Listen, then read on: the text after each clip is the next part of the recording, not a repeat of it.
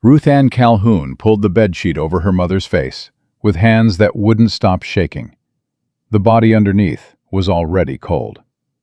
She stood there, 10 years old, barefoot on a dirt floor, and listened to nothing.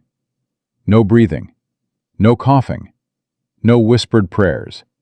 Just her 6-year-old sister Pearl sitting in the corner, rocking back and forth, clutching a one-eyed rag doll and repeating the same words over and over. "Wake up, Mama! Wake up!" Ruth Ann crossed the room, grabbed Pearl's arm, and pulled her toward the door. "She ain't waking up. We gotta go. Now!" If you're watching from anywhere in the world, drop your city in the comments. I want to see how far this story travels. Hit subscribe. Follow this to the end. You won't forget it. Now let me tell you what happened when 2 starving girls knocked on the wrong door and a broken cowboy made a choice that turned a whole town against him. Pearl fought her at the doorway, dug her bare heels into the floorboards and screamed, "No, I ain't leaving, Mama. I ain't!" Ruth Ann didn't have time for gentle. She picked Pearl up, all 40 pounds of her, and carried her through the door and down the steps into dirt that was already hot enough to sting. Pearl kicked, bit Ruth Ann's shoulder hard enough to draw blood through the fabric. Ruth Ann held on tighter and kept walking. "Let me go!" "No." "I hate you!" "That's fine. Hate me and walk." Pearl went limp in her arms, not because she'd given up, because she'd run out of fight. Ruth Ann set her down on the road, and Pearl stood there swaying, the rag doll dragging in the dust, her face a mess of tears and snot and something older than any 6-year-old should carry. Ruth Ann wiped Pearl's face with the hem of her dress. "Listen to me. We ain't got food. We ain't got water. We ain't got nobody coming. If we stay in that house, we die in that house. You understand?" Pearl's chin trembled. "Where are we going?" "That way." Ruth Ann pointed down the road, toward a smudge of smoke she'd spotted from the window that morning while she was sitting next to her mother's body, counting the seconds between her last breaths. She'd watched that smoke for an hour, thin and steady. Chimney smoke. Where there was smoke, there was somebody. Where there was somebody, there might be food. "What if they're mean?" Pearl whispered. "Then we keep walking." They didn't talk after that. The road was packed earth and loose rock, and every step sent dust up around their bare ankles. Ruth Ann carried a flour sack with 2 dresses, a tin cup, her mother's leather journal, and nothing else. She'd looked for food in the cupboards, found nothing. Looked under the bed where her mother sometimes hid coins, found nothing. They had what they carried and each other, and that was the whole of it. Pearl lasted maybe 20 minutes before she started stumbling, then dragging, then stopping altogether. "Ruth Ann, I can't." "You can." "I can't. My feet hurt." Ruth Ann looked at Pearl's feet. The soles were raw and starting to blister. She looked at her own. Same. She knelt down with her back to Pearl. "Climb on." Pearl climbed onto her back, and Ruth Ann stood, her legs shaking, her spine screaming. Pearl weighed nothing and everything at the same time. She hooked her arms around Ruth Ann's neck and pressed her hot face against her sister's shoulder. "Ruth Ann?" "What?" "Is Mama in heaven?" "Yeah." "Is Papa there too?" "Yeah." "Are they together?" "Yeah, Pearl, they're together." She didn't know if any of that was true. She didn't know if heaven was real, or if dead was just dead. But Pearl needed it to be true, and Ruth Ann would lie about 1,000 things to keep her sister moving. The ranch appeared like something out of a fever dream. One second, nothing but flat land and heat shimmer. The next, a house. Low roof, solid walls, a barn, a corral with horses, a black dog sleeping near the porch steps. Ruth Ann stopped, Her arms were giving out. She lowered Pearl to the ground, and Pearl clung to her leg, peering at the house with wide, terrified eyes. "Somebody lives here," Pearl said. "Yeah. What if they don't want us?" "Then they don't want us." The dog lifted its head, ears forward. It didn't bark. Ruth Ann's heart was hammering so hard she could taste copper. She started walking. Pearl held onto her hand so tight the bones ground together. They were 10 feet from the porch when the front door opened. He was tall, broad through the shoulders, dark hair that needed cutting, a jaw set like he'd been clenching it for years. His left hand had a burn scar that ran from wrist to knuckles. His eyes moved from Ruth Ann to Pearl, to the flour sack, to their bare feet, and something in his expression shifted.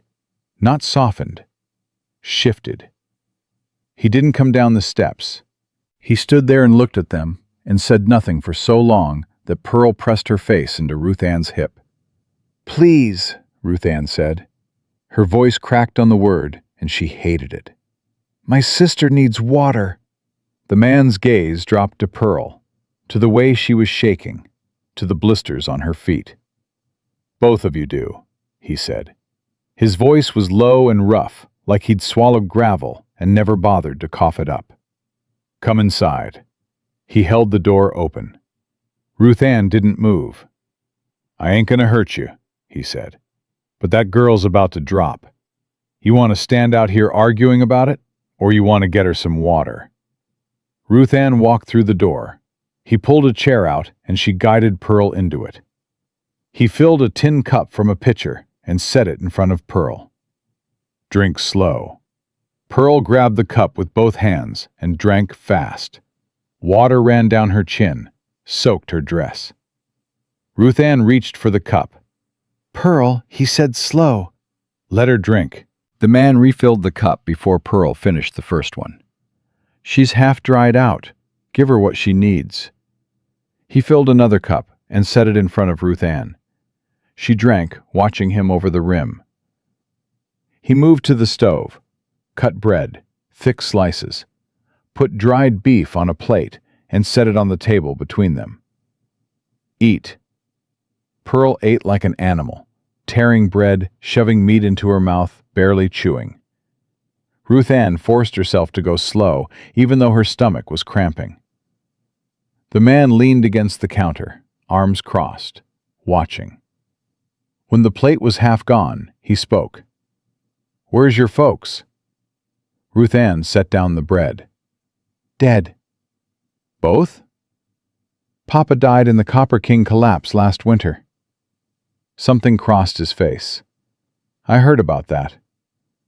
12 men, they said. It was 13.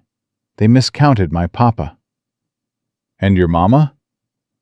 Pearl stopped eating. Ruth Ann felt her sister's hand find hers under the table and squeeze.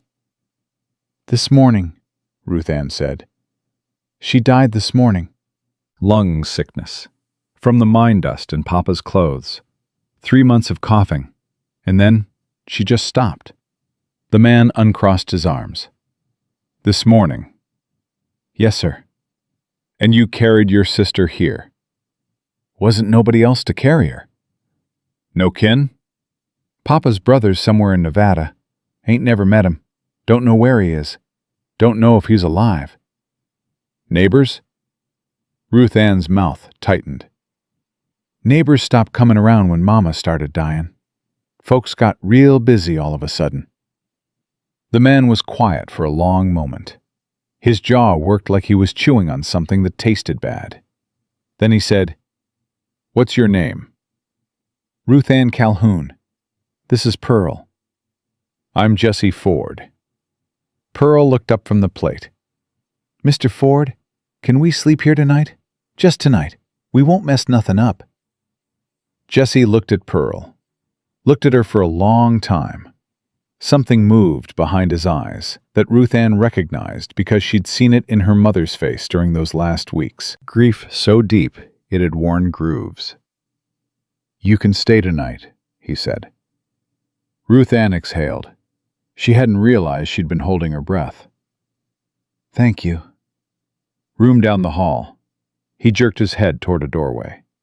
Bed's in there. Ain't been used in a while. He walked them down the hallway and opened the door. Ruth Ann stepped inside and stopped. Small room. A bed with a faded quilt. A wooden trunk with a pair of tiny boots sitting on top. A shelf with a rag doll. Better made than Pearl's, but loved just as hard. And on the doorframe, pencil marks. 5 of them. Heights measured in a careful hand, with dates written next to each one. The lowest mark said, Sarah, age 1. The highest said, Sarah, age 4. There was no age 5. Ruth Ann turned to look at Jesse. He stood in the doorway with one hand braced against the frame, and his knuckles were white. His face had gone flat, emptied out, like someone had reached in and pulled everything human out of it. This was your daughter's room, Ruth Ann said. Get some rest. He pulled the door shut. Ruth Ann stood still, listened to his boots move down the hall. Heard him stop. Heard nothing for 10 seconds. Then heard him keep walking. Pearl had already climbed onto the bed. She was holding the boots from the trunk, turning them over in her hands. These are real small. Put those back, Pearl. Were they his little girls? Yes, put them back. Pearl set the boots down carefully, exactly where they'd been. Then she pulled the quilt up to her chin and looked at Ruth Ann. He's sad. Yeah. Like us. Yeah, like us. Pearl was quiet for a moment. Then she said, Mama told me something last night, when you were sleeping. Ruth Ann's chest went tight. What'd she say? She said, find someone kind. She made me say it back 3 times so I wouldn't forget. Ruth Ann sat down hard on the edge of the bed. She opened her mouth, and nothing came out. Because her mother had said those exact words to her, too. Separately. Like she'd divided her last instruction between her daughters to make sure at least one of them remembered. Ruth Ann, you okay? I'm okay. She lay down beside Pearl and pulled her close. Pearl's hair smelled like dust and sweat and the faintest trace of the lavender soap their mother used to make. Go to sleep. Will he let us stay tomorrow? I don't know. What if he doesn't? Then we figure something else out. I don't want to figure something else out. I like it here. It's quiet. Pearl fell asleep holding the rag doll against her chest. Ruth Ann stayed awake, staring at the pencil marks on the doorframe. Sarah, age 1. Sarah, age 2. Sarah, age 3. Sarah, age 4. A whole life measured in inches on wood. Stopped. She wondered what Jesse Ford saw when he looked at those marks. She wondered why he hadn't painted over them. Sometime in the night, Pearl cried out. Mama! Sharp and loud enough to echo. Ruth Ann grabbed her, held her down, whispered against her hair. I'm here. I'm right here. Pearl thrashed once, twice, then went still, her breathing ragged. From the hallway, Ruth Ann heard a floorboard creak. Someone standing outside the door, listening, making sure. She held her breath. The floorboard creaked again. Footsteps moved away. Jesse Ford was checking on them. In the middle of the night, without being asked, without them knowing, Ruth Ann pulled Pearl closer and pressed her face into her sister's hair and cried. Quietly. So quiet that the man in the hallway wouldn't hear. Because she hadn't cried when her mother died. She hadn't cried on the road. She hadn't cried when her arms gave out carrying Pearl. She'd held it all inside, like water behind a dam, and now, In this dead girl's bed, in this sad man's house, the dam cracked. She cried until there was nothing left. Then she slept. Morning.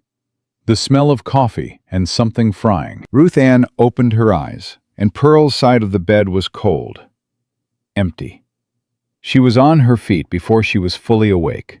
Down the hall, around the corner, into the kitchen. Pearl sat at the table. Jessie stood at the stove with a pan of eggs. 3 plates were set out. Pearl was talking. And Mama used to make biscuits on Sundays, but she didn't have the recipe right, so they came out flat. But we ate them anyway because she tried real hard. And she sang while she cooked. She couldn't sing good, but we didn't tell her. Ruth Ann said it would hurt her feelings. Jessie flipped an egg. Your mama sounds like she was a good woman. She was the best woman. She just got sick. That ain't her fault. I know. Pearl swung her legs under the chair. Jessie, can I ask you something? Go ahead. That high chair in the corner. Did you make it? Ruth Ann froze in the doorway. She could see Jessie's back stiffen. His hand stopped moving over the pan. Yeah, he said. I made it. For Sarah? For Sarah. The flowers on it are real pretty. Did she like flowers? Jessie didn't answer right away. He slid the eggs onto a plate, set the pan down. His hands gripped the edge of the stove. She liked wildflowers, he said.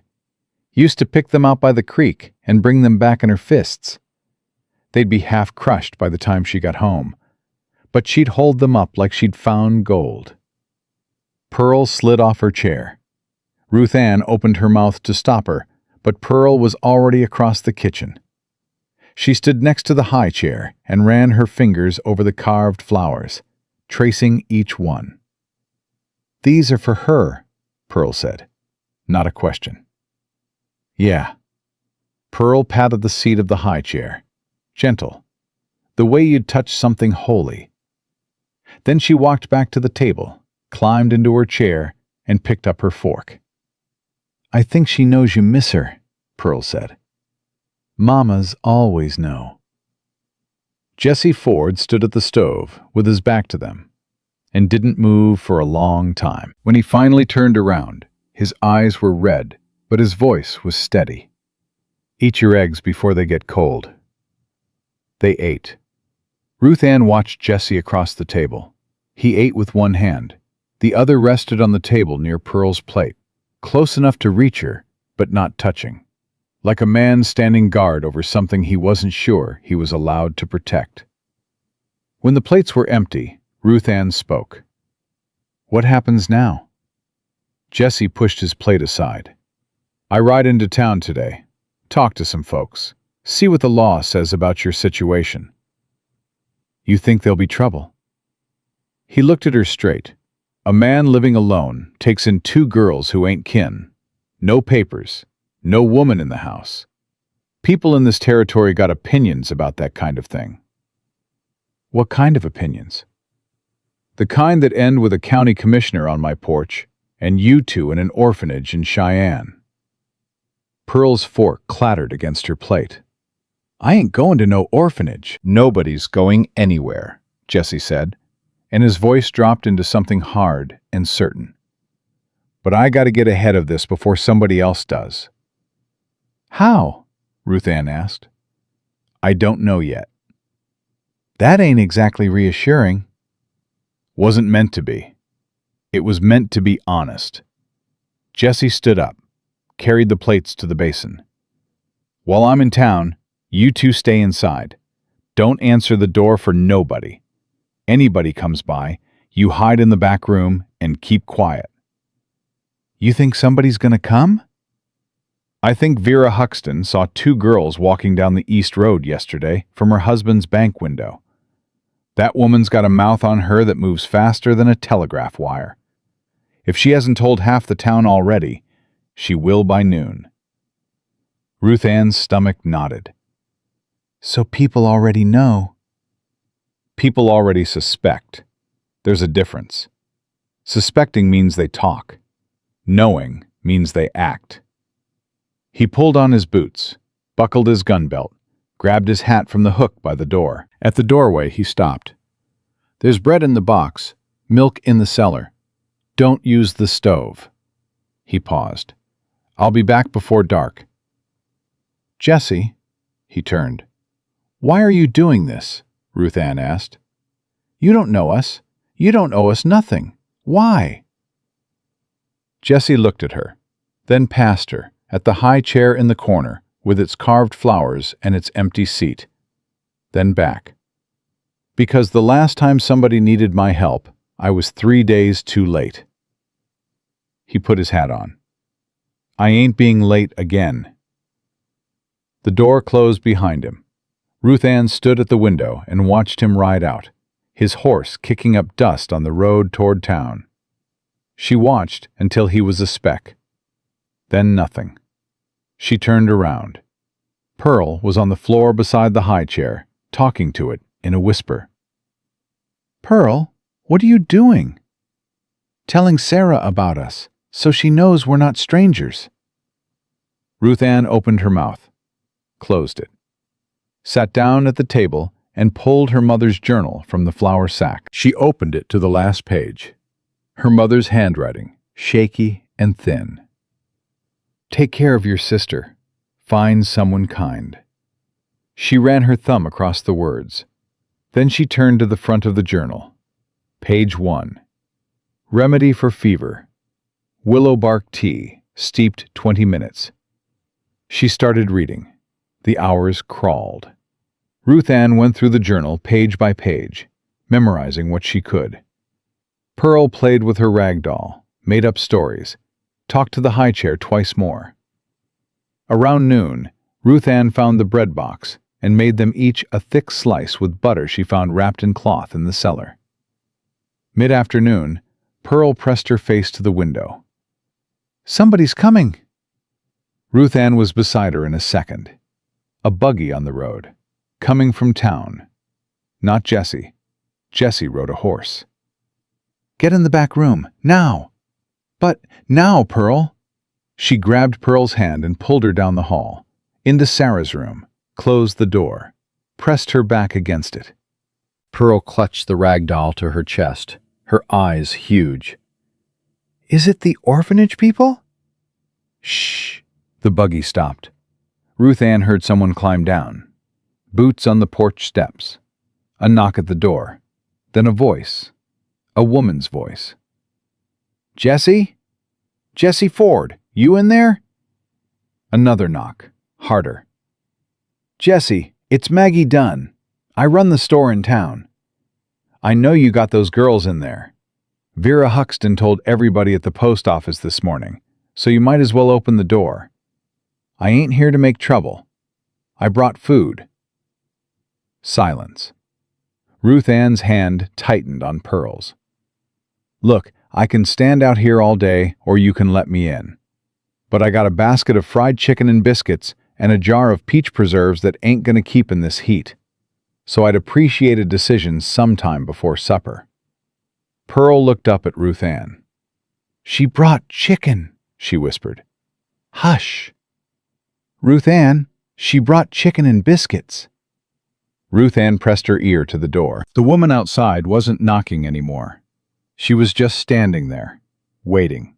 "I ain't the law," the woman called out. "I ain't the commissioner. I ain't nobody's spy. I'm just a woman who heard 2 little girls needed help, and I'm too stubborn to mind my own business. That's all." Ruth Ann made a decision. She didn't know if it was right. She didn't know if Jesse would be furious. But something in that woman's voice sounded like something Ruth Ann hadn't heard in a long time. It sounded like her mother. She opened the bedroom door, walked down the hall, put her hand on the front door latch. "How do I know you're telling the truth?" Ruth Ann said through the wood. A pause. Then the woman laughed, low and warm and surprised. "Honey, you don't. But I've been standing in this sun for 5 minutes, holding a basket that weighs about as much as a saddle. And if I was lying, I'd have come up with a better story than fried chicken. Ruth Ann opened the door.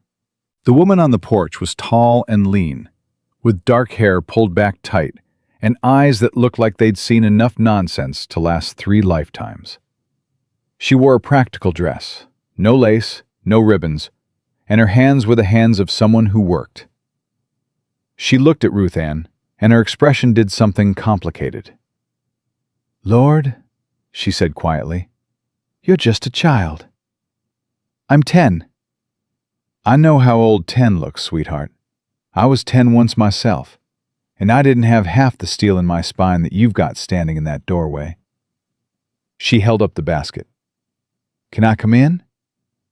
Ruth Ann stepped aside. Maggie Dunn walked into Jessie Ford's kitchen like she'd been there before. She set the basket on the table, pulled back the cloth, and the smell of fried chicken filled the room so fast that Pearl appeared in the hallway like she'd been summoned by magic. "Well, hello there," Maggie said. "You must be the little one." Pearl stared at the basket. "Is that chicken?" "It is. Real chicken?" "Real as it gets. Come sit down." Pearl looked at Ruth Ann. Ruth Ann nodded once. Pearl was at the table before Ruth Ann finished nodding. Maggie unpacked the basket. Chicken, biscuits, peach preserves, a jar of cold milk. She set everything out and then sat down across from the girls and watched them eat, with an expression that held no pity, just attention. "Jessie Ford rode into town about 3 hours ago," Maggie said. "Went straight to the land office, then to the courthouse, then to Doc Price's place." Ruth Ann stopped chewing. "Is that bad?" "Depends on who's listening." Maggie poured milk into 2 cups. "Judge Hector Walsh runs the county commissioner's office. He's not a bad man, but he's a rigid one. Lost his own daughter years ago. Bad situation. Made him hard about certain things. If he decides 2 girls living with a single man ain't proper, he'll come out here with papers and authority, and there won't be much arguing about it." Ruth Ann's appetite died. She set down the chicken. "Jessie said the same thing. Jessie's smart. Smarter than most people give him credit for." Maggie's eyes met Ruth Ann's. "He's also the most decent man in this territory. And that's not something I say lightly, because I don't say much of anything lightly." "You know him well?" "I've known him 8 years, since he came here after losing his wife and daughter. He bought supplies from my store every Tuesday like clockwork. Barely spoke 10 words to me the first 2 years. Then one winter his horse threw a shoe in front of my store, and he had to wait while the blacksmith fixed it. We talked for an hour. Longest conversation I'd had with anyone since my husband died." Maggie paused. "He's a good man, carrying a weight that would have broken most people. And now he's carrying yours, too." Pearl looked up from her chicken. "He's not carrying us. We walked here on our own." Maggie smiled. First real smile Ruth Ann had seen from her. "Yes, you did. And that took more guts than half the grown men in this town have got between them." The sound of a horse outside made all 3 of them turn. Ruth Ann was at the window first. Jessie, riding fast. His face looked like a storm. He swung down from the horse, saw the buggy, and his stride changed. Faster, harder. He came through the door with his hand on his belt and his eyes already scamming. Then he saw Maggie at his kitchen table. "Maggie, what are you doing here?" "Feeding your girls because you forgot to leave them anything but bread and a death threat about the stove?" Jessie's eyes went to Ruth Ann. "I told you not to open the door." "She brought chicken," Ruth Ann said. "I don't care if she brought a gold-plated—" "Jessie," Maggie stood up. "Sit down. Eat something. And tell me what happened in town, because from the look on your face, it ain't good." Jessie stood there, breathing hard, his hat still on, his jaw tight enough to crack walnuts. Then he pulled out a chair, sat, took off his hat and dropped it on the table. "Judge Walsh knows," he said. "Somebody got to him before I did. He's coming out here, maybe tomorrow, maybe the day after. He's bringing papers." Ruth Ann's hand found Pearl's under the table. "What kind of papers?" Maggie asked. "The kind that take children away from people who ain't their blood." Jesse looked at Ruth Ann, and she saw it in his eyes. Not fear, something worse. The look of a man who'd already lost everything once and could see it happening again. "He ain't taking us," Ruth Ann said. "Ruth Ann, he ain't taking us. You said you wouldn't be late again. You said that." Jesse's face cracked, just for a second, just enough for Ruth Ann to see what was underneath all that stone and silence. Then he put it back together and looked at Maggie Dunn with something in his expression that Ruth Ann would remember for the rest of her life. "I need help," Jesse said. "I don't know how to ask for it, and I don't know what it looks like, but I need it." Maggie Dunn sat back in her chair. She looked at Jesse. She looked at Ruth Ann. She looked at Pearl, who was watching all of this with chicken grease on her chin and terror in her eyes. "Yeah," Maggie said quietly. "I reckon you do." The kitchen went silent, except for the ticking of the clock on the wall and the beating of 4 hearts that didn't yet know they were about to become one. Maggie didn't leave that night. She sat at Jesse's kitchen table until the coffee went cold and the candle burned halfway down, and she listened while Jesse told her everything. The land office clerk who'd looked at him sideways, the courthouse secretary who'd asked pointed questions about the girls' ages and parentage, Doc Price, who'd been sympathetic but honest about what the law allowed and what it didn't. "Price said Walsh has been looking for a reason to assert authority since he took office," Jesse said. "Something about proving the territory's got proper governance, making an example out of 2 orphan girls." Maggie's voice was flat. "That's real noble of him." "Price also said Walsh lost his own daughter. Some situation with her husband. She ran off with her kids and nobody knows where she ended up. It broke something in him. Made him hard about children and custody and who gets to keep who. I know about Abigail Walsh. Everybody knows." Maggie wrapped both hands around her cup. "She married a man named Clement who hit her when he drank, which was most days. Walsh knew about it. Everybody knew. Nobody did a damn thing because the law said a husband had rights over his wife, and that was that. Abigail took her 2 little ones and disappeared one night. Walsh hasn't heard from her in 4 years. So he's trying to fix what he couldn't fix with his own daughter. He's trying to control what he couldn't control. There's a difference. And he's doing it by going after people like you who are actually helping, instead of people like Clement who were doing the hurting." Maggie set the cup down hard enough to rattle the saucer. "Makes me sick." From the hallway came a small sound. Ruth Ann stood in the shadows, her arms wrapped around herself. "I couldn't sleep." "Come sit," Maggie said. Ruth Ann pulled out a chair. She looked older in the candlelight, older than 10, older than she had any right to look. "I heard what you said about Judge Walsh, about his daughter." Jesse's jaw tightened. "You shouldn't be listening to grown folk talk." "I shouldn't be a lot of things. I'm still here." Ruth Ann looked at Maggie. "If Walsh comes, what happens?" Maggie glanced at Jesse. He gave a short nod. "He'll inspect the property," Maggie said. "Ask questions. Look for reasons to say you're not being properly cared for. If he decides the arrangement is unfit, he'll file papers with the territorial office to have you and Pearl placed in institutional care."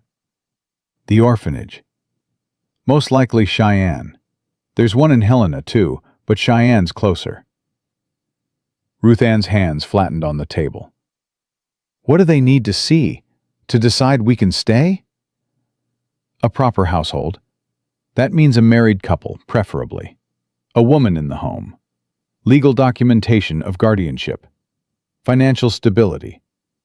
Maggie ticked off each item like she was reading from a supply list. Basically, they want you to look like every other family in the territory, even though most families in the territory are barely holding together with spit and prayer. "We ain't got any of that," Jesse said. "You've got a roof, food, and 2 girls who are alive because of you. That should be enough." Maggie paused. But it won't be. Not for Walsh. The candle flickered. Outside, a coyote called, and another answered. "So what do we do?" Ruth Ann asked. "Right now, we sleep." Maggie stood. "I'll stay in the barn tonight. Come morning, I'll go back to town and find out exactly when Walsh is planning his visit. If we know when he's coming, we can prepare." "You don't have to do any of this," Jesse said. "I know I don't." "Then why?" Maggie looked at him across the kitchen, and something passed between them that Ruth Ann couldn't name but could feel, like heat from a stove you weren't standing close enough to touch. "Because you asked for help, and in 8 years, you've never asked me for a single thing. Not even credit when your cattle money was late." She picked up her shawl. "That means something, Jesse, whether you know it or not." She left through the back door. Jesse sat at the table, staring at the place where she'd been. Ruth Ann watched him. "She likes you," Ruth Ann said. "Go to bed." "I'm just saying." "And I'm just saying, go to bed." Ruth Ann went. But she lay awake a long time, listening to Jesse's boots pacing the kitchen floor, back and forth, like a man walking the perimeter of something he was trying to protect. Maggie was gone before sunrise. Ruth Ann found the barn empty except for the horses and the black dog, who followed her back to the house and lay down on the porch like he'd been assigned sentry duty. Jesse was already up, already working. He'd pulled all the dishes from the cupboards and was washing them, even though they were clean. He'd swept the floor twice. He was rearranging tools on a shelf when Ruth Ann came in. "You're nervous," she said. "I'm cleaning." "You're nervous and cleaning." Jesse stopped, looked at her. Something twitched at the corner of his mouth that in a different man might have been a smile. "Yeah, maybe." Pearl wandered in, rubbing her eyes. "Where's the chicken lady?" "Maggie went to town," Ruth Ann said. "Is she coming back?" "I think so." "Good. I like her. She talks to me like I'm a real person, not a baby." Jesse poured Pearl a cup of milk. "What do you want for breakfast?" "Eggs. And can I feed the chickens today?" "After you eat." They fell into the morning like it was something they'd practiced. Jesse cooked. Ruth Ann set the table. Pearl talked enough for all 3 of them, filling the silence with stories about her ragdoll and questions about the horses and observations about the dog that Jesse answered with the careful patience of a man relearning a language he'd forgotten. Mid-morning, Ruth Ann took her mother's journal to the porch and started reading again. Page 12. Remedy for croup. Honey and onion syrup, 3 drops every hour. Page 13. Poultice for infected wounds. Comfrey root and plantain leaf, crushed and applied warm. Page 14. Tea for grief. Chamomile, lemon balm, valerian root. Steep until the water turns gold. Tea for grief. Her mother had written a remedy for grief. Ruth Ann ran her thumb over the words and wondered if her mother had ever made it for herself. Pearl's voice from the corral broke through. "Jessie, this one's looking at me funny." "That's Dusty. She looks at everybody funny.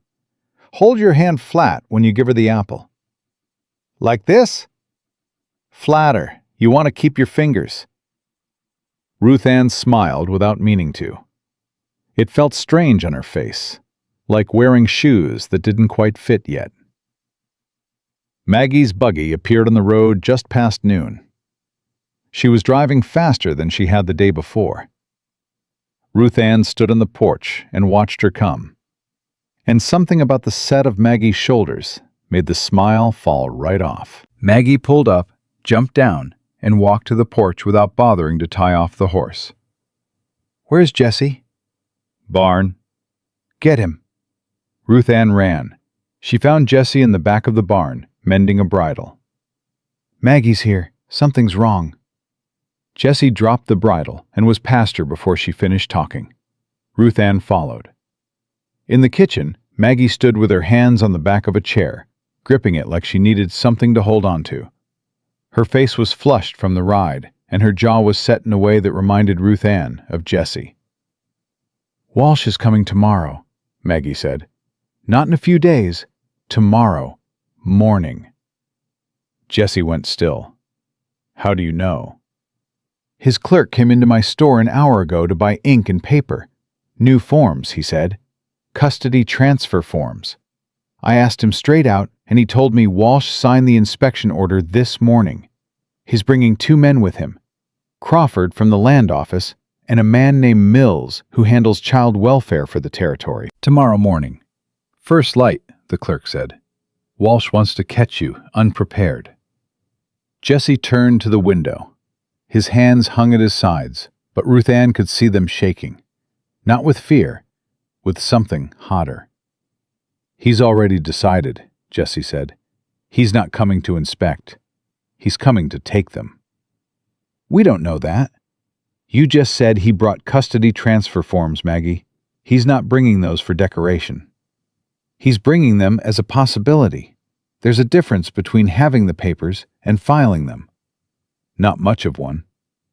Pearl appeared in the kitchen doorway, the rag doll hanging from one hand. She looked at Jesse's face, then at Maggie's, then at Ruth Ann's. "The orphanage man is coming." Nobody corrected her. Pearl walked to Jesse and took his hand, her small fingers wrapped around 2 of his, barely reaching. "You promised." Jesse looked down at her. "I know what I promised." "You said nobody's going anywhere." "I said that." "Were you lying?" The question hit the room like a slap. Ruth Ann saw Jesse flinch, saw something break behind his eyes and get rebuilt in the same breath. "No," he said. "I wasn't lying." He knelt down so he was level with Pearl. "Listen to me. You and your sister are staying in this house. I don't care who comes to that door tomorrow. I don't care what papers they bring. You're staying." "How?" Ruth Ann asked from across the room. "How, Jesse? You heard what Maggie said. They want a proper household, a married couple, a woman in the house. We don't have any of that." "We have me."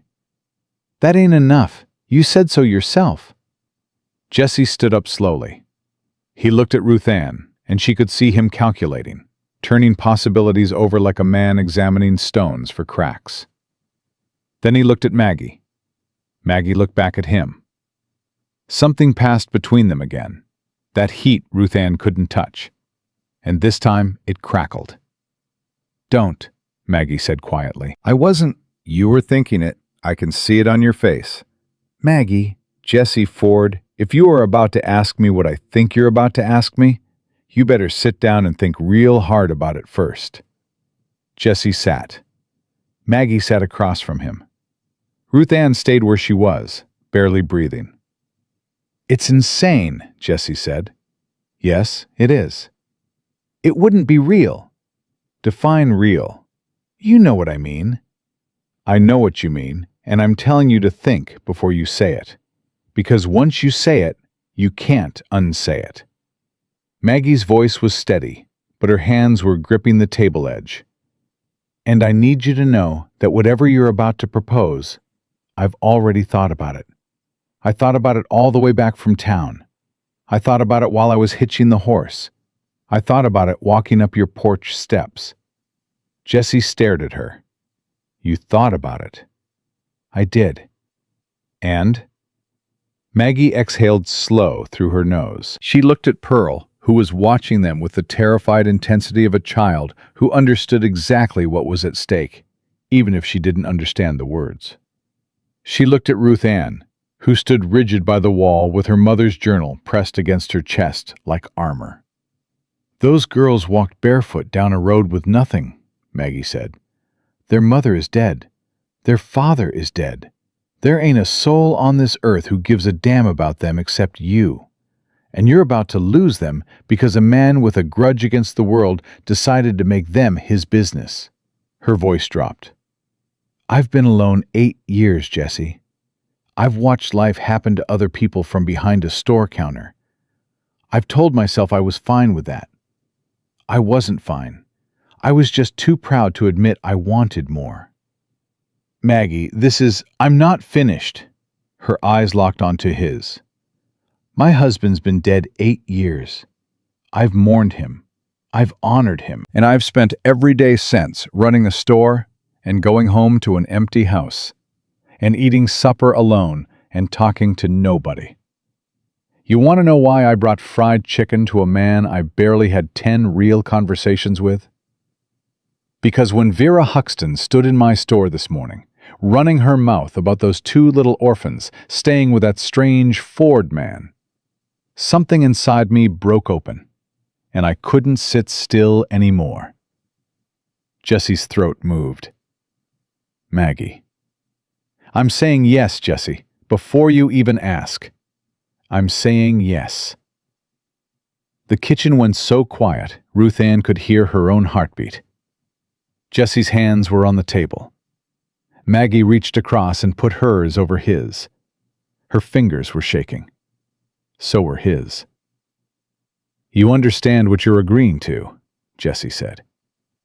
"I understand. I can't promise. I'm not asking for promises. I'm asking to be part of this, whatever this is, whatever it becomes." Ruth Ann's grip on the journal loosened. She watched Jesse's hand turn beneath Maggie's, watched his fingers close around hers. And she thought about her mother's last words. Find someone kind. She'd found 2 of them. "Tomorrow morning," Jesse said. "Walsh comes tomorrow morning." "Then we do it tonight." Maggie squeezed his hand once and let go. "Reverend Crow lives on the edge of town. He'll do it. He doesn't ask questions, and he doesn't answer to Walsh." "Samuel Crow? The Black Reverend, yes. And before you say what half this town would say, Samuel Crow is the most decent clergyman in this territory. He married my husband and me 12 years ago, and he cried at Henry's funeral. He'll marry us tonight if I ask him." Jesse pushed back from the table, stood, walked to the window, walked back. "This is a lot to ask of you. You're not asking. I'm offering. There's a difference. People will talk. People already talk. They'll just have something new to talk about. Walsh might not accept it. A marriage the night before his inspection, he'll see right through it. Let him see. A legal marriage is a legal marriage. He can object all he wants, but he can't overturn it." Maggie stood. "I'm going back to town.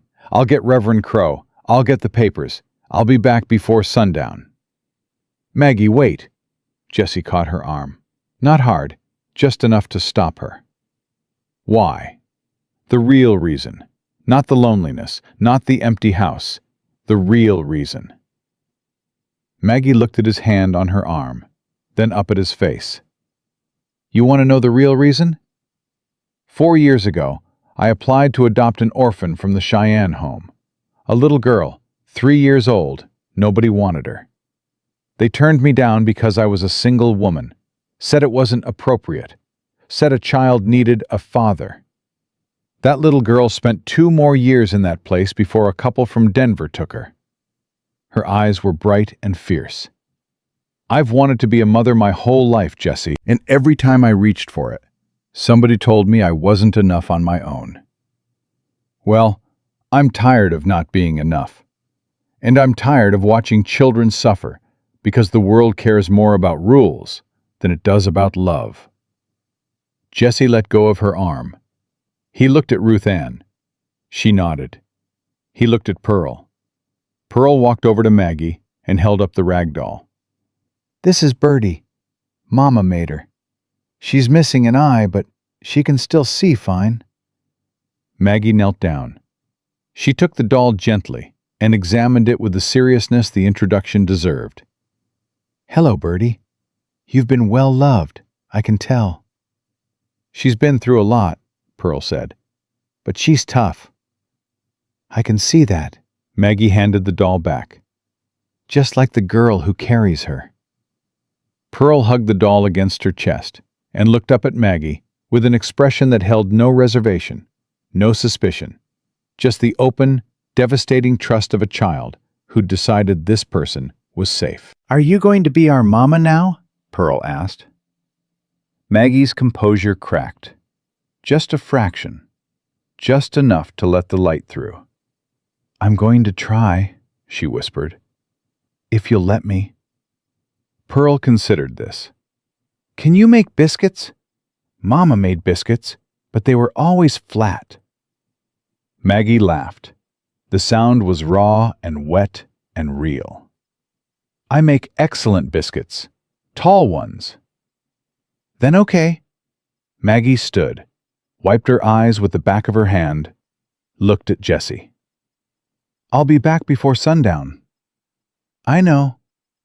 She walked to the door, stopped, turned. Jessie? Yeah? For what it's worth, I don't think this is insane. I think it's the sanest thing either of us has done in years. She left. The buggy rattled down the road and the dust rose behind it and settled again. Jessie stood in the middle of the kitchen. He looked like a man who'd been hit by lightning and was still checking to see if he was alive. Ruth Ann sat down at the table. She's going to be good for us. She's going to be good for you and Pearl. That's what matters. She's going to be good for you, too. You just don't know it yet. Jessie looked at her, 10 years old and reading him like a book. When'd you get so smart? When I had to be. He picked up his hat. I gotta shave and find the clean shirt. Lord, I'm getting married tonight. He said it like a man noticing the ground was missing under his feet. Jessie? Yeah? Thank you for not being late. He stopped in the doorway, didn't turn around. His hand came up and gripped the frame, the burn scar white against the wood. Go help your sister get cleaned up, he said, his voice thick. We got company coming. Ruth Ann gathered Pearl and took her to the pump beside the house. She worked the handle until water gushed cold and clean, and they took turns washing faces and hands and feet. Pearl laughed when the water splashed her dress, and the sound carried across the yard to where Jessie stood on the porch, listening. He turned away before they could see his face, but Ruth Ann saw anyway. She saw a man who'd been holding his breath for 6 years finally let it out. The afternoon burned slow and golden. Jessie shaved for the first time in what looked like weeks. He found a white shirt in the back of his closet and ironed it with a flat iron he had to heat 3 times because his hands kept stopping. Ruth Ann helped Pearl into the least wrinkled dress from the flour sack and braided her sister's hair with fingers that trembled. Are you scared? Pearl asked. A little. Me too. Pearl held Birdie tight. But the good kind of scared. Like when you jump in the creek and the water's cold, but then it feels nice. Yeah, Ruth Ann said. The good kind. They waited on the porch as the sun dropped toward the horizon. The sky turned copper, then rose, then deep, burning gold. The horses stood quiet in the corral. The dog lay at their feet. Then, on the road, a buggy appeared, and beside it, on horseback, a man in black with white hair and a Bible under his arm. Maggie Dunn was coming back, and she was bringing a preacher with her. Ruth Ann reached for Pearl's hand. Pearl reached for Jesse's.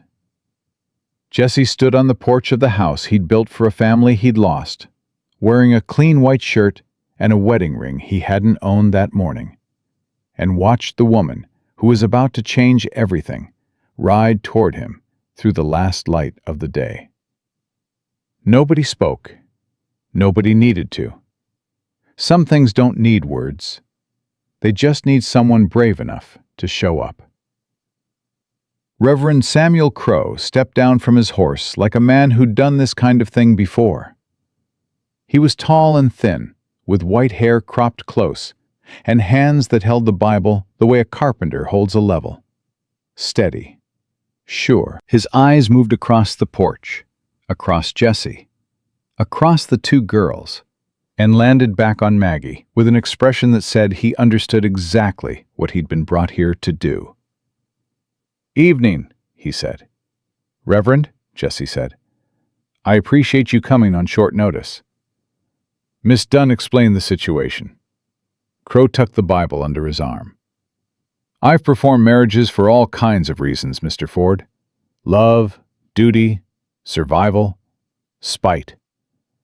The Lord doesn't much care about the reason. He cares about what you do with it after." That's a generous reading of Scripture. I'm a generous reader. Crow looked at Pearl, who was staring at him from behind Jesse's leg. "And who might this be?" "Pearl," Pearl said. "And this is Birdie." She held up the rag doll. "Pleased to meet you both." Crow nodded at the doll with the same gravity he'd give a handshake. Then he turned back to Jessie. "Shall we go inside, or do you prefer the porch?" Jessie looked at Maggie. She'd climbed down from the buggy and was standing at the bottom of the steps in a dress Ruth Ann hadn't seen before. Dark green, simple, clean. She'd changed in town. Her hair was still pulled back tight, but she'd pinned something small and white near her temple. A flower. Wild. Half-crushed. Ruth Ann looked at that flower and her chest did something she couldn't explain. "Inside," Jessie said. They gathered in the main room. Crow positioned himself near the fireplace, his Bible open. Jessie stood across from Maggie, close enough to touch, but not touching. Ruth Ann and Pearl stood to the side, Pearl's hand wrapped around two of Ruth Ann's fingers. "Before we begin," Crow said, "I want to make sure both of you understand what you're entering into. A marriage performed under pressure is still a marriage. The vows are the same whether you've known each other 10 years or 10 hours. Once I speak the words and you say yours, it's done. There's no taking it back come morning." "We understand," Maggie said. Crow looked at Jessie. "Mr. Ford?" Jesse's hands were at his sides. His left hand, the one with the scar, opened and closed once. "I understand." "Then let's begin." Crow glanced down at his Bible, then closed it. "I've read these words 100 times. I don't need the book." He looked at Jessie and Maggie in turn.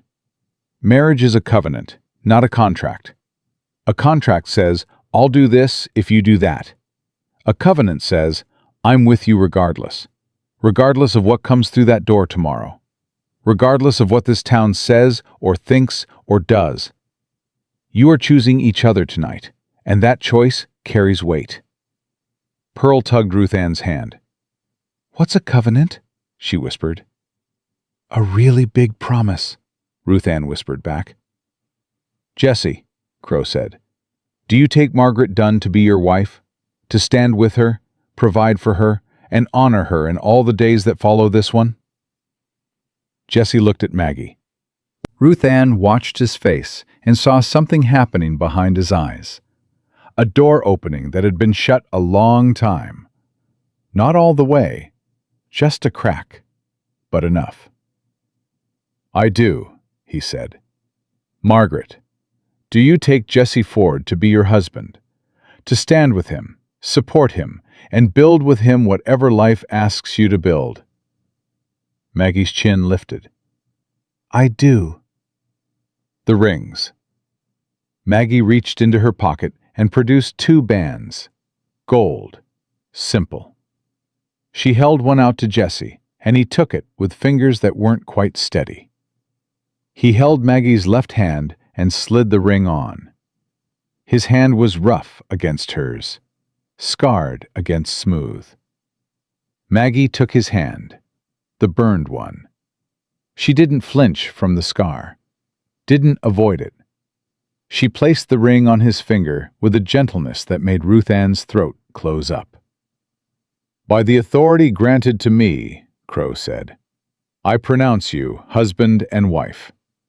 He paused. "You may kiss if you're so inclined." Jesse and Maggie looked at each other. The moment stretched. Then Maggie stepped forward and kissed him. Quick, firm, on the mouth. Not a lover's kiss, a soldier's kiss, the kind you give someone before you go into battle together. Jesse blinked when she pulled back. "Well," he said. "All right then." Pearl clapped. "Are you married now? For real?" "For real," Maggie said.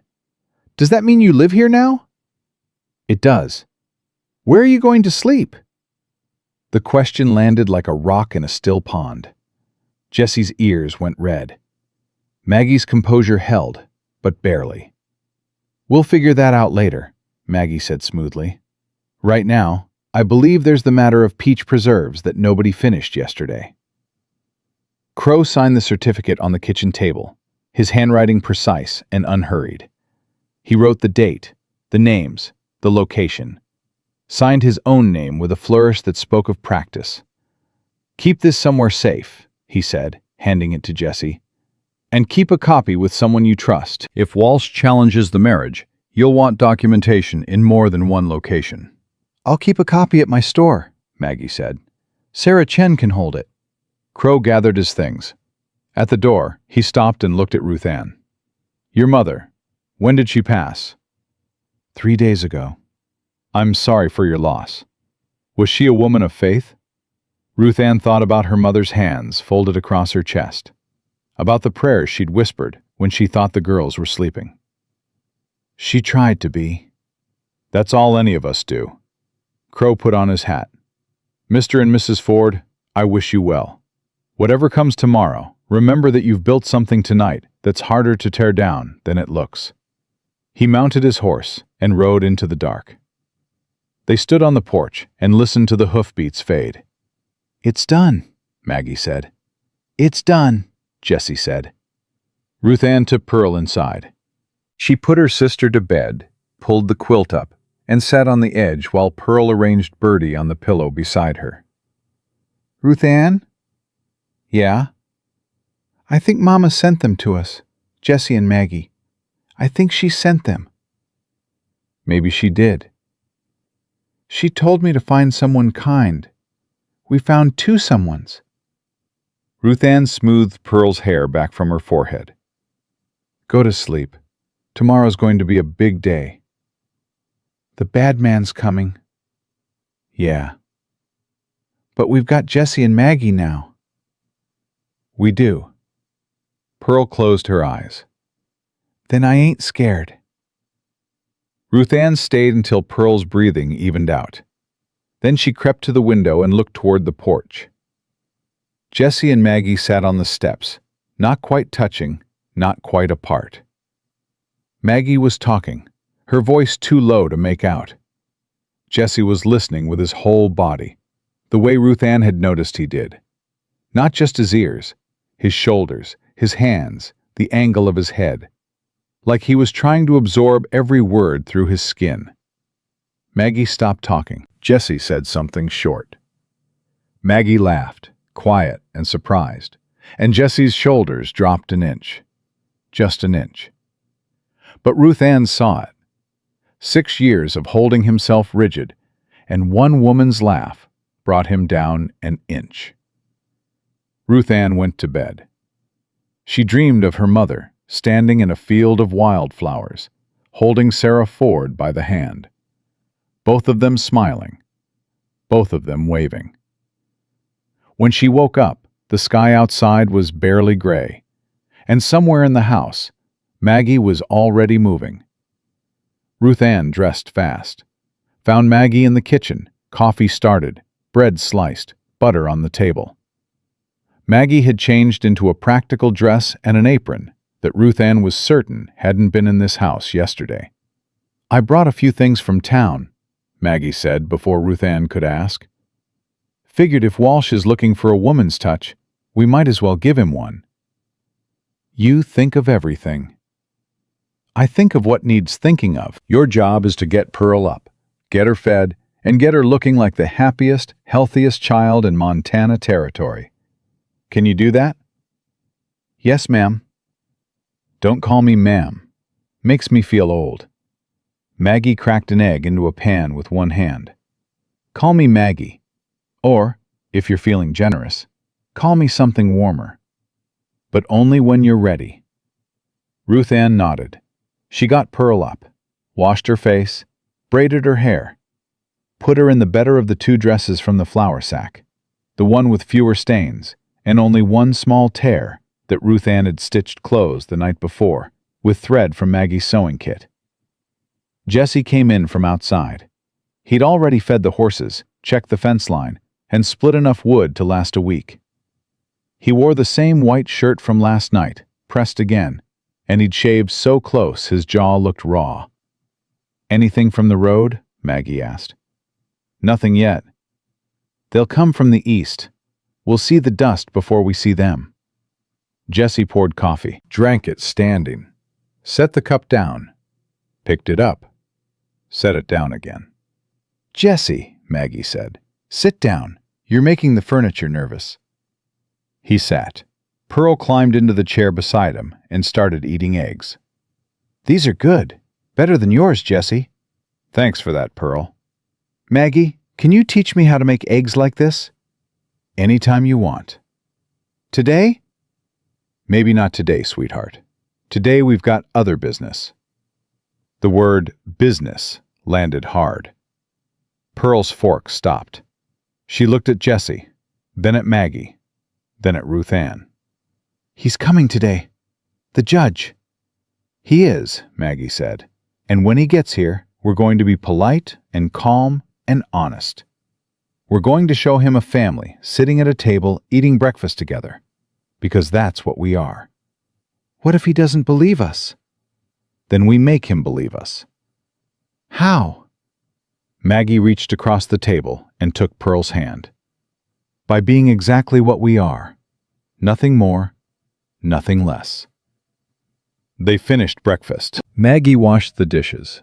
Ruth Ann dried. Jesse swept the porch, checked that the marriage certificate was in the drawer by the door, and positioned himself at the front of the house, where he could see the road. The dust came at 8:30. "They're here," Jesse said from the porch. Ruth Ann's stomach dropped. Maggie dried her hands on the apron, untied it, folded it neatly, and hung it on the hook by the stove. Then she smoothed her dress, touched her hair, and walked to the front door. "Together," she said to Jesse. "Together," he said. They stood on the porch side by side, Ruth Ann and Pearl behind them. The dog sat at Jesse's feet, ears forward. 3 riders, Judge Hector Walsh in front on a gray mare, his back straight, his face like something carved from a mountainside. To his left, a thin man with wire spectacles, Crawford. To his right, a younger man with a leather case under his arm, Mills. Walsh dismounted with the stiff precision of a man who did everything by the book. Crawford and Mills followed. They tied their horses to the fence and walked toward the house in a line that felt like a verdict coming. Walsh stopped at the bottom of the porch steps. His eyes moved from Jesse to Maggie and stayed there.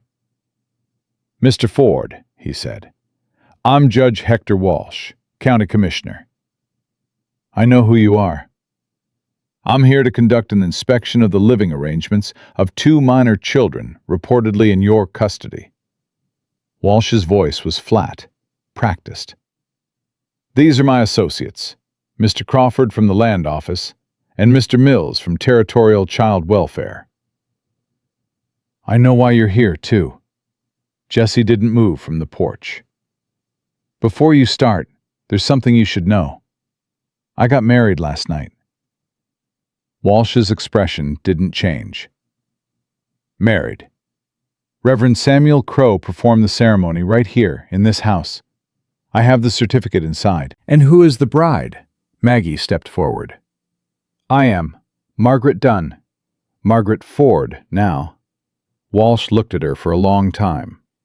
Ruth Ann watched his face and saw something complicated happening.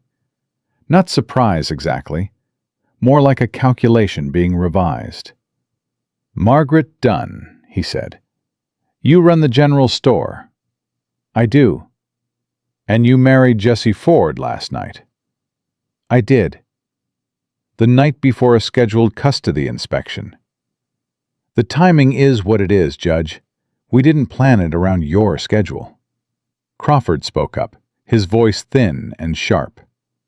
With respect, Mrs. Ford, the timing is exactly the problem. A hasty marriage arranged specifically to satisfy a legal requirement doesn't speak well to the legitimacy of the arrangement. A hasty marriage arranged to protect two orphan girls from being torn away from the only home they've known doesn't need to speak to anything except basic human decency, Maggie said. Her voice was steady as stone. But if you'd like to see the certificate, you're welcome to. Walsh held up a hand. We'll see the certificate. We'll also inspect the home, speak with the children privately, and make our own determination. May we come inside? Jesse stepped aside. Wipe your boots. Walsh's eyebrow rose a fraction. He wiped his boots. Crawford and Mills followed suit.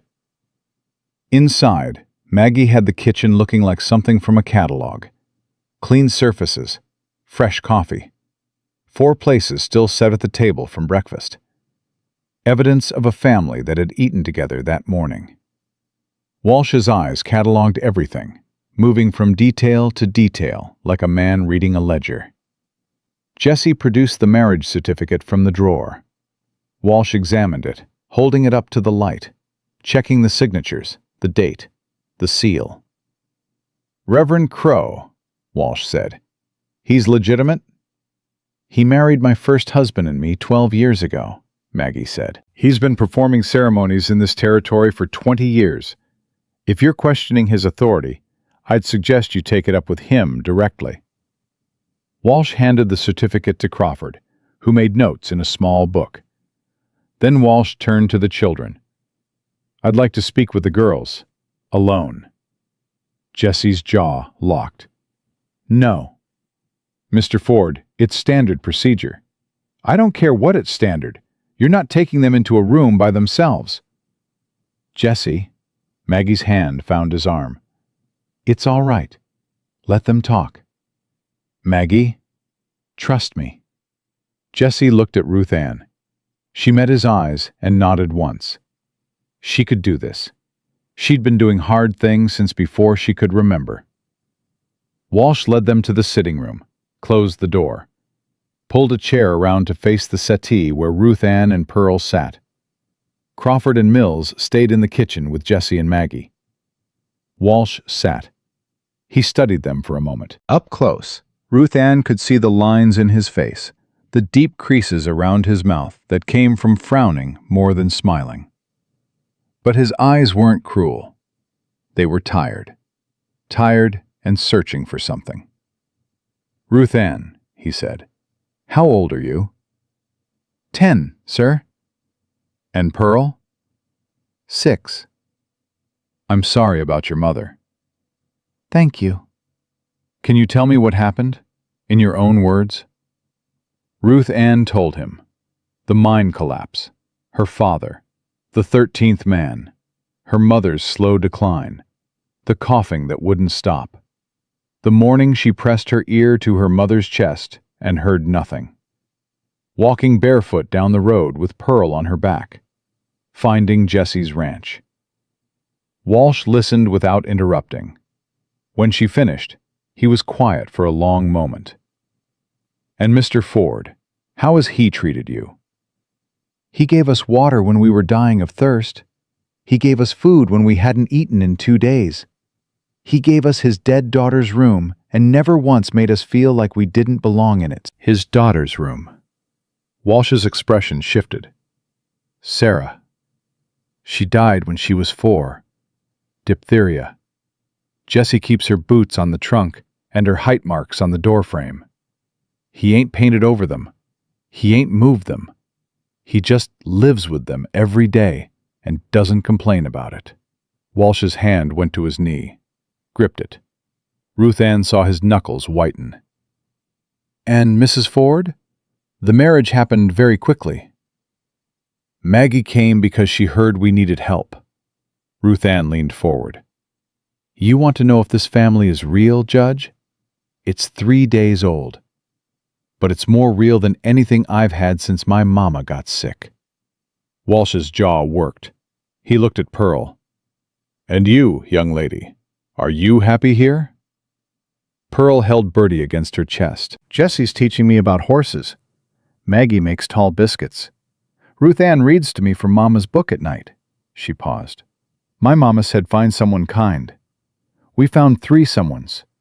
Please don't take us away from them. The room went silent. Walsh stared at Pearl. Something in his face crumbled. Not all of it.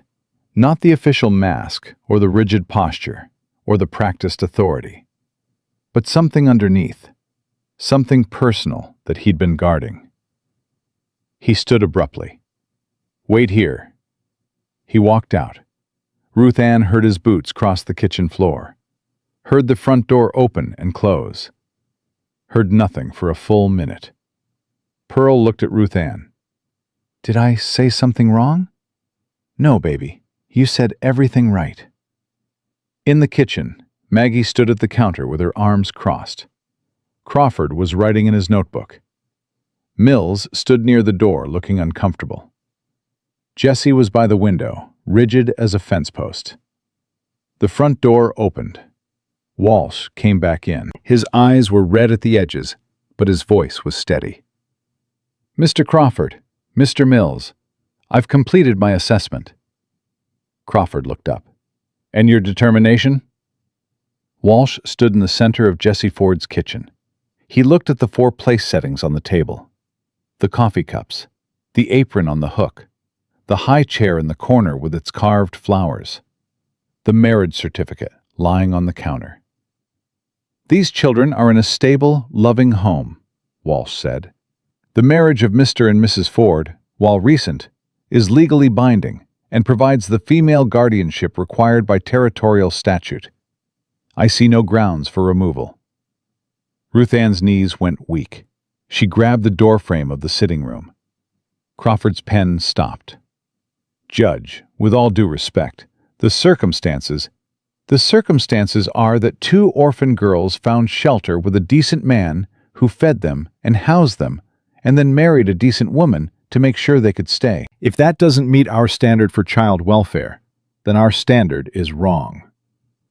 Mills spoke for the first time. I agree with the judge. Crawford looked between them, closed his notebook, said nothing. Walsh turned to Jessie, extended his hand.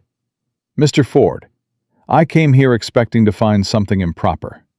I was wrong. You've done right by these children. Jessie shook his hand. His grip was firm, but Ruth Ann saw the tremor in his jaw, the effort it took to hold steady. And Mrs. Ford, Walsh turned to Maggie, you've taken on a great deal in a short time. I respect that more than I can say. I took on exactly what I wanted to take on, Maggie said. Nothing more, nothing less. Walsh nodded slowly. He picked up his hat from the table. I'll file my report today. You won't be bothered again, not by my office. He paused at the door, turned back. Mrs. Ford, Miss Dunn, you said you applied to adopt a child from the Cheyenne home 4 years ago?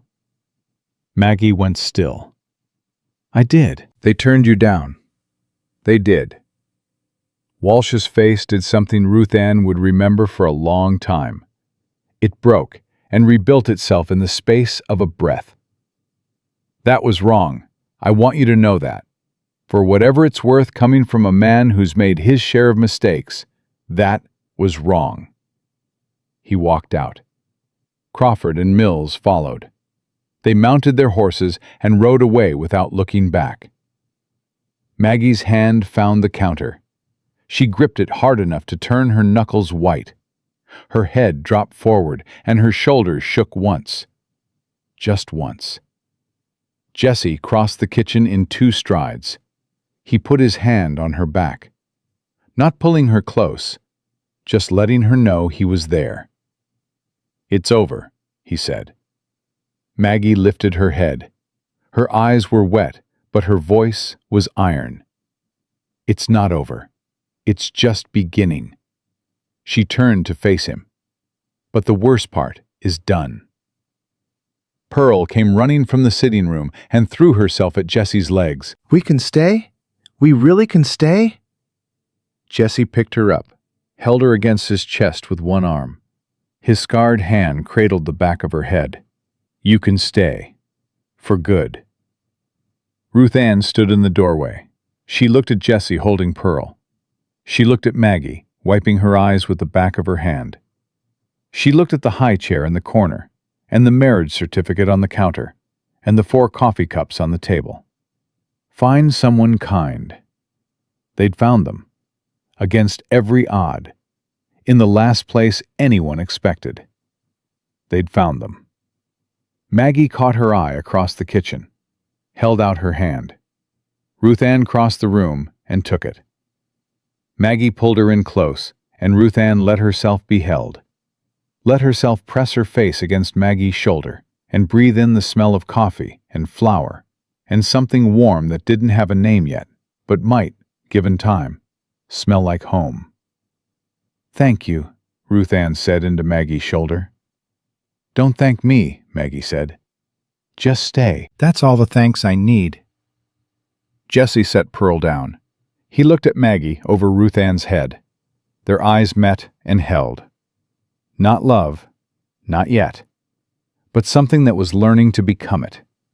Something that had survived its first test and come out standing.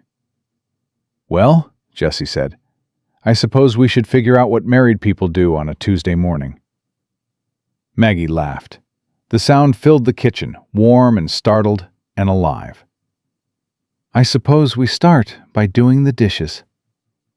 "I'll dry," Ruth Ann said. "I'll supervise," Pearl said.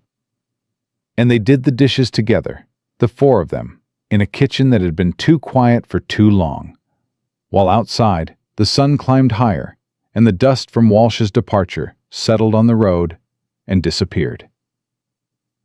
The days after Walsh's departure moved with a strange new rhythm, like a clock that had been wound too tight, finally finding its natural tick. Maggie brought her things from town in 3 trips. A trunk of clothes, a crate of kitchen supplies, books, a sewing box, a framed photograph of her late husband Henry that she set on the shelf in the spare room without comment.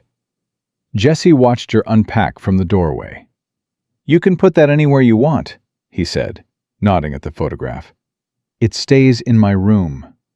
Maggie folded a dress and set it in the drawer Jesse had emptied for her. "Henry was a good man. He deserves a place. But he doesn't need to be in every room." "I wasn't suggesting—" "I know you weren't. I'm just telling you where I stand." She closed the drawer. "Your wife's things, Clara's, are they still here?" Jesse's hand found the doorframe. "Some. A few dresses in the attic. Her wedding rings in a box in my room." "Keep them. All of them. Don't move a single thing on my account." "Maggie, I mean it, Jesse. I didn't come here to erase anyone. I came here to add to what's already here." She smoothed the quilt on the bed. "This house has room for all our ghosts." Ruth Ann heard this from the hallway. She pressed her mother's journal against her chest and kept walking. A week passed. Then 2. The routine settled into something that felt less like performance and more like living. Maggie cooked breakfast. Jesse worked the ranch. Ruth Ann studied her mother's journal and helped Maggie with whatever needed doing. Pearl followed Jessie like a shadow, asking questions about everything she saw, touching everything she could reach, filling the silence he'd lived in for 6 years with a steady stream of chatter that should have driven him crazy, but didn't. "Jessie, why do horses sleep standing up?" "Because they're smarter than people." "Jessie, why does Dusty like apples but not carrots?" "Because Dusty's got opinions." "Jessie, did Sarah like horses?" The question came on a Thursday morning, 3 weeks in. Jessie was saddling Dusty for a ride to check the north fence. Pearl stood on an overturned bucket to reach the horse's neck, stroking it with her small hand. Jessie's hands stopped on the cinch strap. "Yeah, she liked horses." "Was she good with them?" "She was 4, Pearl. She was good at being 4. "I'm 6. Am I good with them?" Jessie tightened the cinch, tested it. "You're better than most grown men I know." Pearl beamed. "Can I come with you today? To the fence?" "Ask Maggie." Pearl ran to the house. Ruth Ann watched from the porch as her sister banged through the door, yelling Maggie's name. A minute later, Pearl came back out wearing a hat that was 3 sizes too big and a grin that could light a barn. "She said yes!" Jessie lifted Pearl onto the horse and swung up behind her. Pearl grabbed the saddle horn with both hands and sat up straight as a fence post. Jessie's arms came around her to hold the reins, and for a moment, just a moment, Ruth Ann saw something on his face that she'd never seen before. Not grief, not patience, joy. They rode out, Pearl's too big hat bouncing with every step. Ruth Ann sat on the porch and opened the journal to page 23. Remedy for burns. Aloe and honey, applied twice daily. She looked at her hands and thought about Jessie's scar, and wondered if her mother had ever treated burns at the mining camp. "You're thinking hard." Maggie sat down beside her, a cup of coffee in each hand. She held one out. "I put enough sugar in it to kill a horse. Figured you might be ready to try." Ruth Ann took the cup, sipped, made a face. "That's awful." "Give it time. Everything worth having tastes awful at first." Maggie nodded at the journal. "What page are you on?" 23. Burns. "Your mother knew a lot." "She learned from her grandmother, mountain woman, Cherokee mostly. Knew every plant in these hills and what it could do." Ruth Ann turned a page. "Mama said the mines took everything from us. Papa's life, her health, our home. But they couldn't take what was in her head. She made sure of that."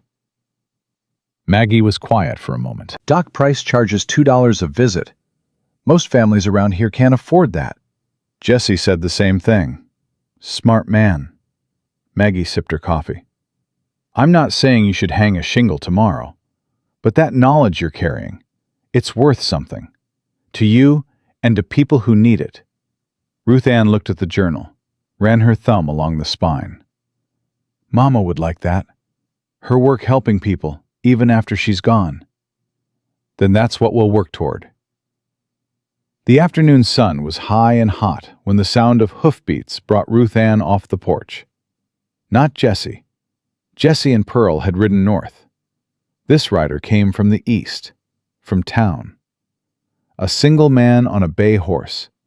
He rode slow, looking at the property as he approached, the way a man looks at something he's measuring, not admiring, calculating.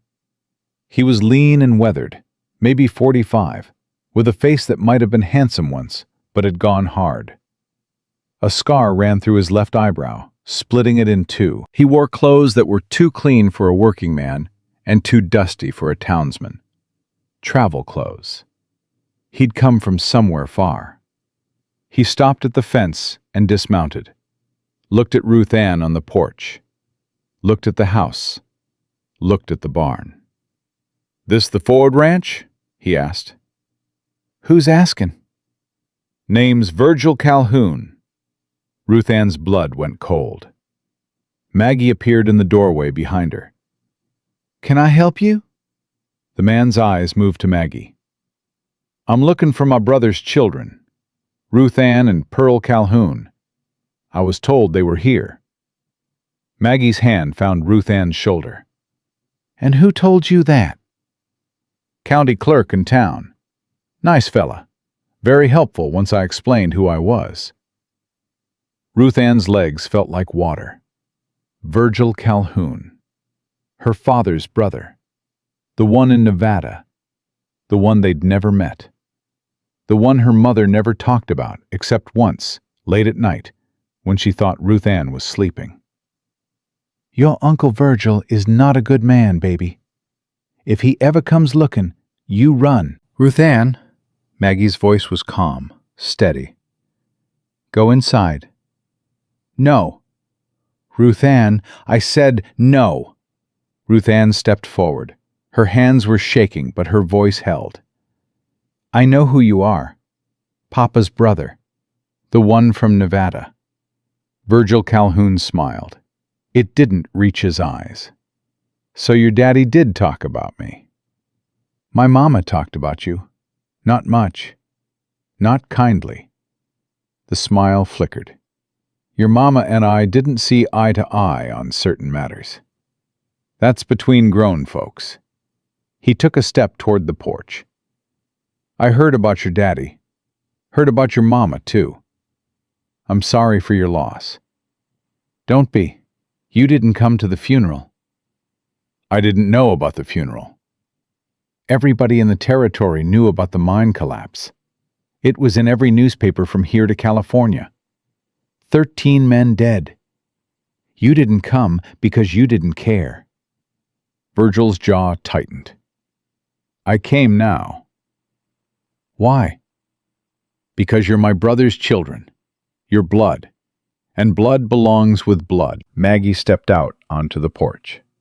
Mr. Calhoun, these girls are in the legal custody of my husband and me.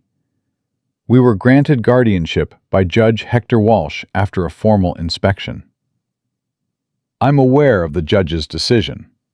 I'm also aware that a blood relative has legal standing to petition for custody, which is what I intend to do. Virgil reached into his coat and produced a folded paper. I've already filed with the territorial office. Hearing set for 2 weeks from now. Ruth Ann felt the ground shift under her feet. Not again. Not when they'd just gotten safe. Not when the walls had just stopped shaking. On what grounds? Maggie's voice could have cut steel. On the grounds that I'm their uncle, their closest living kin, their father's own brother. Virgil tucked the paper away. No offense to you and your husband, ma'am, but these girls belong with family. Real family. We are their real family. You've known them, what, a month? I've got their blood in my veins. Blood didn't bring you to your brother's funeral. Blood didn't bring you to your sister-in-law's deathbed. Blood didn't carry Pearl down that road when she couldn't walk anymore. Maggie took a step forward. Where were you, Mr. Calhoun? For 10 years, where were you? Virgil's expression hardened. I was making a living, same as everybody. Making a living, Maggie's eyes narrowed. What kind of living? Mining, prospecting, this and that. This and that. Maggie turned to Ruth Ann. Go inside. Get Pearl's doll, the one your mama made. Ruth Ann didn't understand, but she went. When she came back, Maggie took Bertie gently and held the doll up so Virgil could see it. This is what their mother left them. A one-eyed rag doll, a flour sack of clothes, and a journal of home remedies. That's the whole of it. That's what 10 years of your brother's wages in the Copper King mine bought his family. A dying wife, 2 barefoot daughters, and a doll with one eye. I didn't come here to discuss. I know exactly why you came here, Mr. Calhoun. Maggie handed Bertie back to Ruth Ann. Your brother worked the Copper King. When the mine collapsed, the company offered death settlements to the families. Small settlements, but settlements. And your brother's claim to the mining stake, his share of the mineral rights, passed to his next of kin. Virgil's face went very still.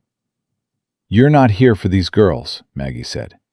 You're here for their father's mining claim, because as their guardian, you'd control their inheritance until they come of age. Isn't that right? The silence that followed was the loudest thing Ruth Ann had ever heard. Virgil recovered fast. That's a hell of an accusation.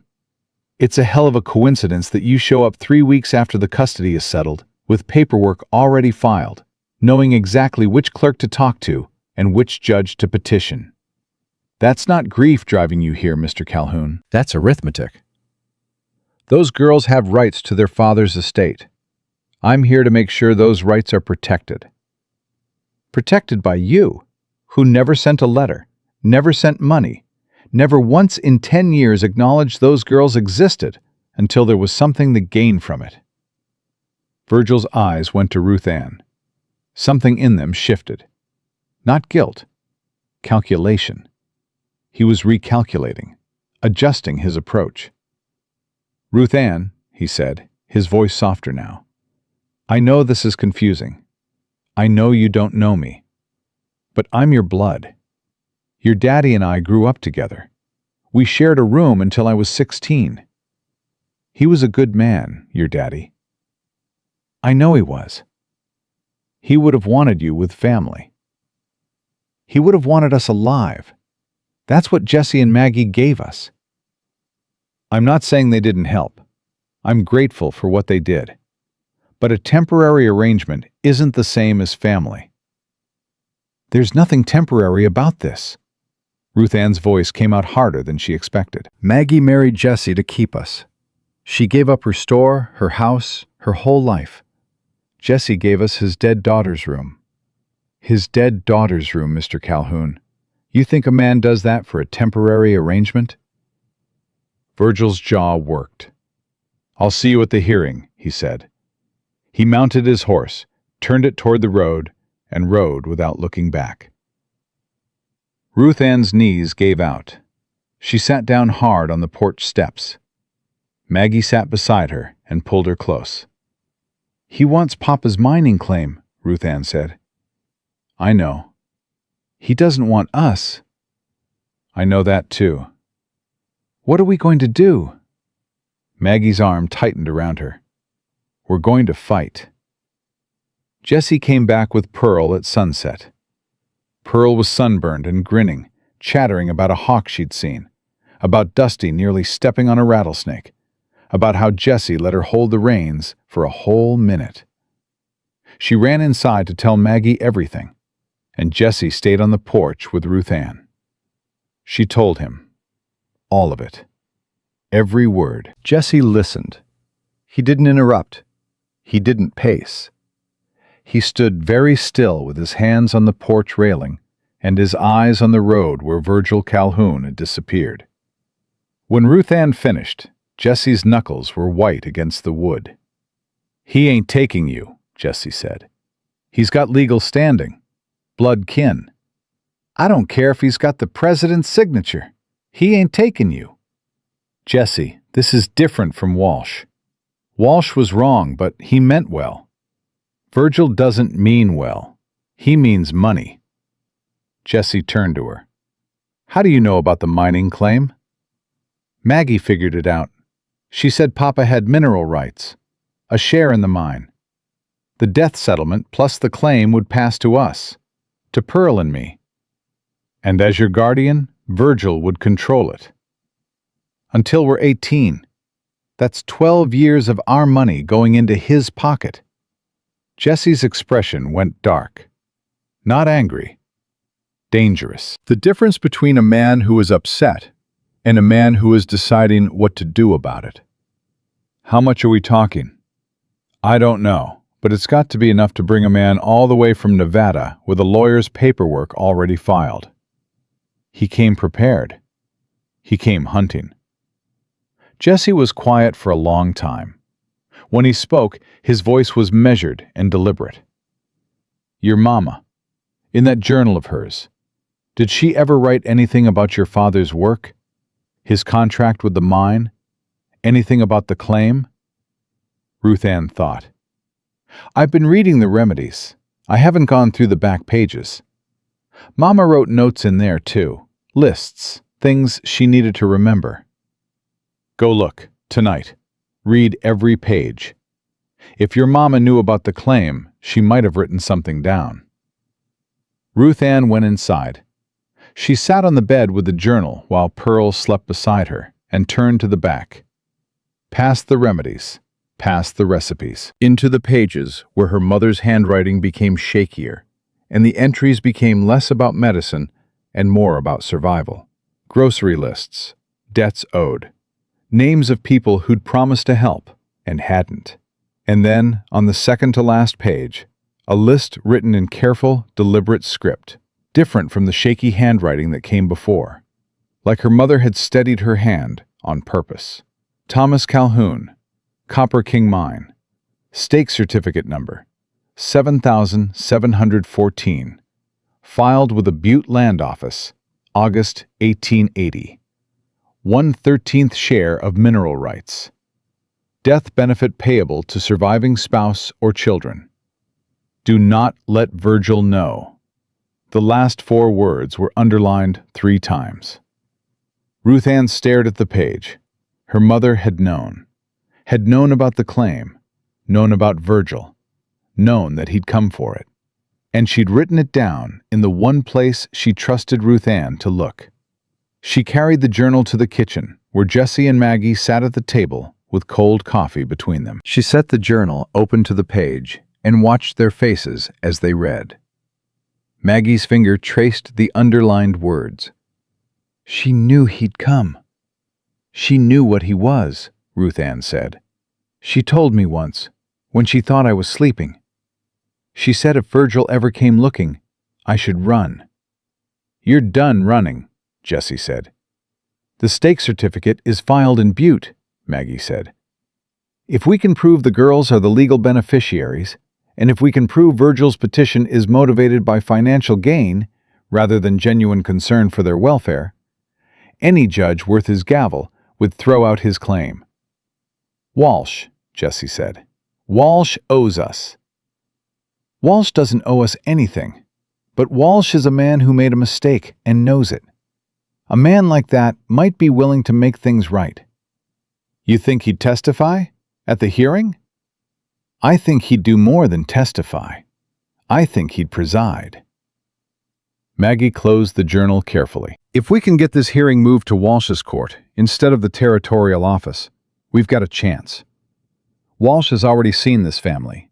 He's already made his judgment, and he's already admitted he was wrong once. A man who admits that doesn't usually make the same mistake twice. Jessie leaned back in his chair. You're something, you know that? I'm a woman who's been running a business in a man's territory for 8 years. You learn to think 3 moves ahead, or you don't survive. Maggie looked at Ruth Ann. Can I keep this journal tonight? I want to copy that page, word for word. Yes, ma'am. Maggie. Maggie's expression softened. You know, you don't have to call me anything you're not comfortable with. Ruth Ann looked at the journal in Maggie's hands, her mother's journal, the last piece of her mother that existed in the world, and she was handing it to a woman she'd known for 3 weeks because she trusted her with it. I know, Ruth Ann said, but I think Mama would have liked you. I think she would have wanted me to call you something warm. Maggie went very still. And what would that be? Ruth Ann wasn't ready yet. The word sat in her chest like a seed that hadn't sprouted, but she could feel it there, putting down roots, getting ready. I'll let you know, she said, when I figure it out. Maggie nodded. Her eyes were bright. I'll be here. The next morning, Maggie rode into town before dawn. She went to the land office first, then the courthouse, then the telegraph office where she sent 3 messages. One to the Butte Land Office requesting a copy of Thomas Calhoun's stake certificate, One to a lawyer in Helena named James Wakefield, who owed her a favor from when she'd extended him 6 months of credit during a bad winter. And one to Reverend Crow, asking him to come to the ranch that evening. She came back at noon with a stack of papers and a look in her eyes that Ruth Ann was learning to recognize. The look that said, Maggie Dunford had a plan, and God help anyone who got in the way. Wakefield's coming, Maggie said, setting the papers on the table. He'll be here in 4 days. He's handled custody cases before. He knows territorial law. Can we afford a lawyer? Jessie asked. He owes me. Besides, I didn't ask his fee. I asked his help. There's a difference. There's always a difference with you. That's because words matter, Jessie. Every single one. She spread the papers out. I also talked to Doc Price. He's willing to provide a medical assessment of both girls, showing they're healthy and well cared for. And Sarah Chen at the store has agreed to testify about the provisions I've been purchasing for the household. You built a case in 1 morning. I built the beginning of one. The case builds itself once people see what Virgil really wants. Maggie looked at Jessie. I also stopped by the saloon. The saloon? Virgil Calhoun has been staying at the boarding house above the saloon for 3 days. He's been drinking every night and talking to anyone who'll listen, buying rounds, telling stories about his poor dead brother and his poor orphan nieces, playing the concerned uncle. He's campaigning. He's laying groundwork, making himself sympathetic before the hearing. But here's the thing about a man who talks too much in saloons. Maggie leaned forward. The bartender told me Virgil's been asking about the mineral rights, specifically, by name, asking how much a 1/13 share of the Copper King would be worth, now that they've hit the new vein. Jessie's face hardened. He doesn't even know those girls' middle names, but he knows the mines hit a new vein? That's exactly what we're going to prove. That evening, Reverend Crow came to supper. He ate Maggie's roast chicken and listened while she laid out the situation. When she finished, he set down his fork and folded his hands. What do you need from me? He asked. A character witness. Someone who can testify to the legitimacy of this family. Someone the court respects. A black reverend in a territorial court. Crow's voice was even. That's a gamble. Samuel, you married us. You've known Jessie for years. You've known me longer. And you're the most honest man in this territory. If a judge won't listen to you, he won't listen to anyone. Crow looked at Ruth Ann. What do you want, child? Not what the adults want. What do you want? Ruth Ann didn't hesitate. I want to stay here. I want Pearl to stay here. I want Jessie and Maggie to be our family. And I want my uncle to go back to Nevada and leave us alone. Crow nodded slowly. Then that's what we'll fight for. After Crow left, Ruth Ann found Jessie on the porch. He wasn't carving tonight. He was just sitting in the dark, looking at the sky. Are you scared? Ruth Ann asked. Terrified. You don't look terrified. That's because I've had practice. Jessie's voice was quiet. When Clara and Sarah died, I thought that was the worst thing that could happen to me. Losing them. And it was. But this is different. This time, I can fight back. This time, I'm not 3 days too late. You keep saying that. 3 days too late. Because it's the thing that broke me. I was supposed to be home. I was supposed to be there. And I wasn't. I was 3 days' ride away, doing something that didn't matter. And by the time I got back, they were gone, and the house was ashes. His voice dropped to barely a whisper. I can't be late again. I won't survive it. Ruth Ann sat down beside him. She didn't say anything. She just sat there, the way Jessie had sat with her that first morning over coffee, sharing silence the way some people share words. After a long time, Jessie spoke again. Maggie's something, ain't she? She's a force of nature. She went to the saloon, to get information on Virgil. I've been married to her 3 weeks, and she scares me more than any man I've ever met. Ruth Ann almost smiled. That's a good thing. Yeah. Jesse looked at his scarred hand in the moonlight. Yeah, I think it might be. From inside the house, the sound of Maggie's laughter carried through the open window, mixed with Pearl's high giggle and the clatter of dishes being put away. The sounds of a home. Not a quiet one. Not an empty one. A home with noise and mess and people who belong to each other. Jesse tilted his head toward the sound. His expression changed. Not the crack Ruth Ann had seen before when grief pushed through. Something else. Something new growing in the space where grief used to be. We should go in, he said. Maggie's teaching Pearl to dry dishes. Last time Pearl tried, she broke a cup. How many cups you got left? Enough. Come on. They went inside. The kitchen was warm and loud and full of everything that mattered. Pearl stood on a chair with a dish towel. Maggie handed her plates one at a time. The dog lay under the table, waiting for scraps. Jesse took off his hat, hung it on the hook, rolled up his sleeves. Make room, he said. I'll wash. Maggie handed him the soap without a word. Their fingers touched on the handoff. Neither pulled away. Ruth Ann watched them. 2 people who'd married out of desperation, standing at a sink doing dishes like they'd been doing it for years. And maybe that was how it worked. Maybe love didn't always start with a spark. Maybe sometimes it started with soap and warm water and the willingness to show up for the ordinary moments. She picked up a towel and stood beside Pearl. I'll dry the big ones, she said. You dry the small ones. Deal, Pearl said.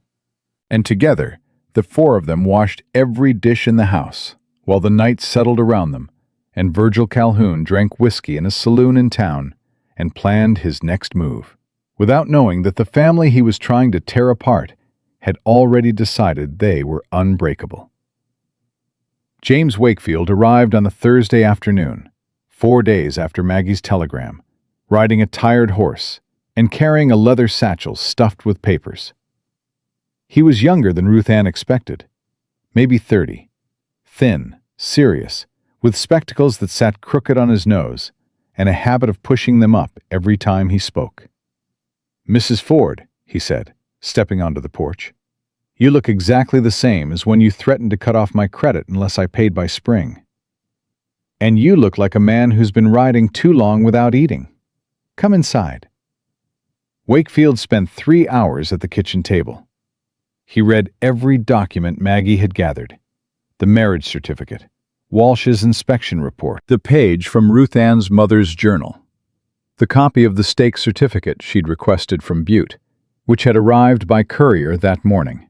He pushed his spectacles up, pushed them again, read the journal page a 3rd time. This is good, he said. This is very good.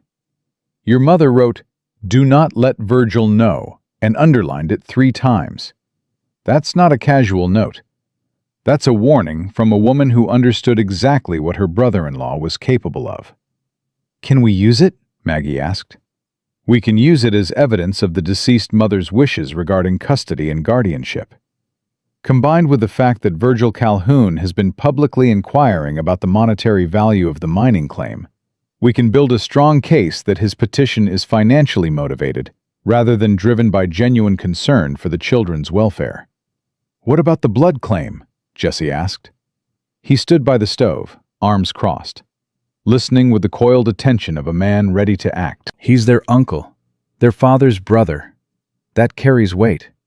It carries weight, but it doesn't carry the case. Not automatically. Wakefield spread his papers out. Territorial law gives preference to blood relatives in custody disputes, yes, but it also allows the court to consider the best interests of the children, the fitness of the petitioner, and the existing stability of the current arrangement. He looked at Ruth Ann. "I'll need you to testify." Ruth Ann's stomach clenched. "In court?" "Before a judge, in a hearing room, with your uncle present." "I can do that." "You'll need to answer questions about your mother, about why she warned you about Virgil, about your life before and after coming to this ranch. Can you do that without breaking down?" "Mister, I carried my sister on my back down a road with no shoes on. I can answer some questions." Wakefield almost smiled. "I believe you can." The hearing was set for Monday, 5 days away. Maggie spent every one of them building their case with the precision of a general preparing for battle. She collected written statements from Doc Price, from Sarah Chen, from Reverend Crow. She had Jesse write a letter detailing the condition the girls were in when they arrived at his ranch. She had Ruth Ann write down everything she remembered her mother saying about Virgil.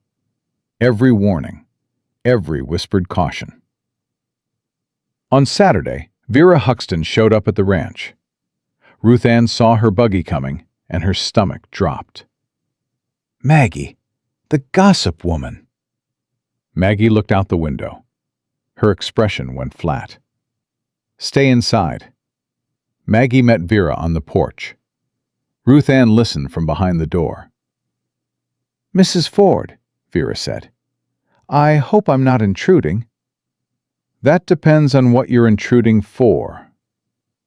"I heard about the hearing, about Virgil Calhoun's petition."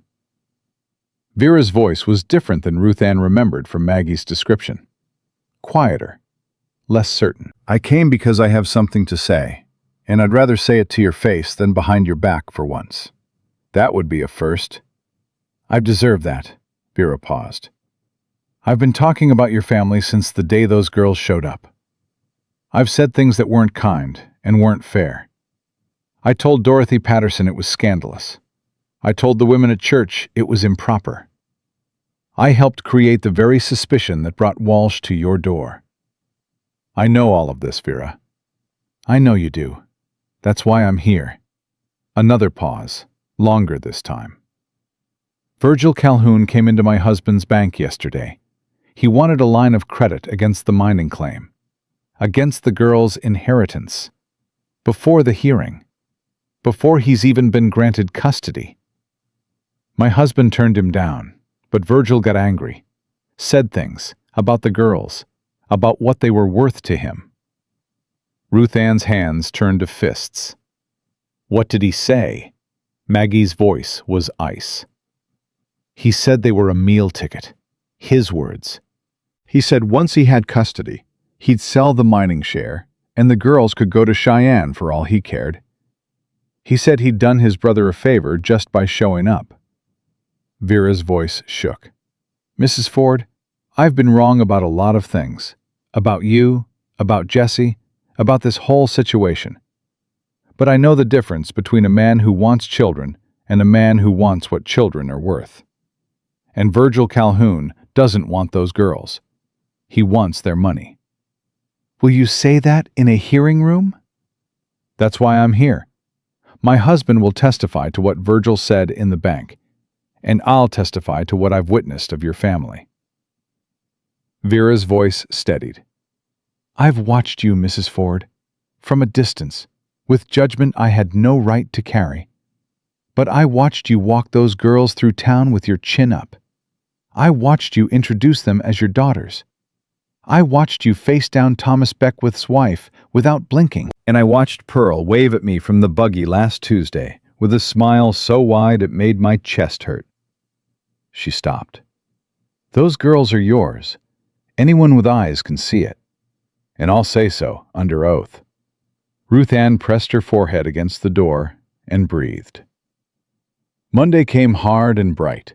They rode into town together, all four of them in Maggie's buggy, with Wakefield on horseback beside them.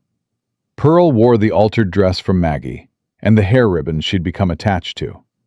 Ruth Ann wore a dress Maggie had sewn in 2 days, blue cotton with white buttons, the nicest thing she'd owned since before the mine collapse. Jesse wore his white shirt and a jacket Maggie had produced from somewhere Ruth Ann didn't ask about. Maggie wore the dark green dress from the wedding night, and the wild flower pinned near her temple. A different flower this time. Fresh.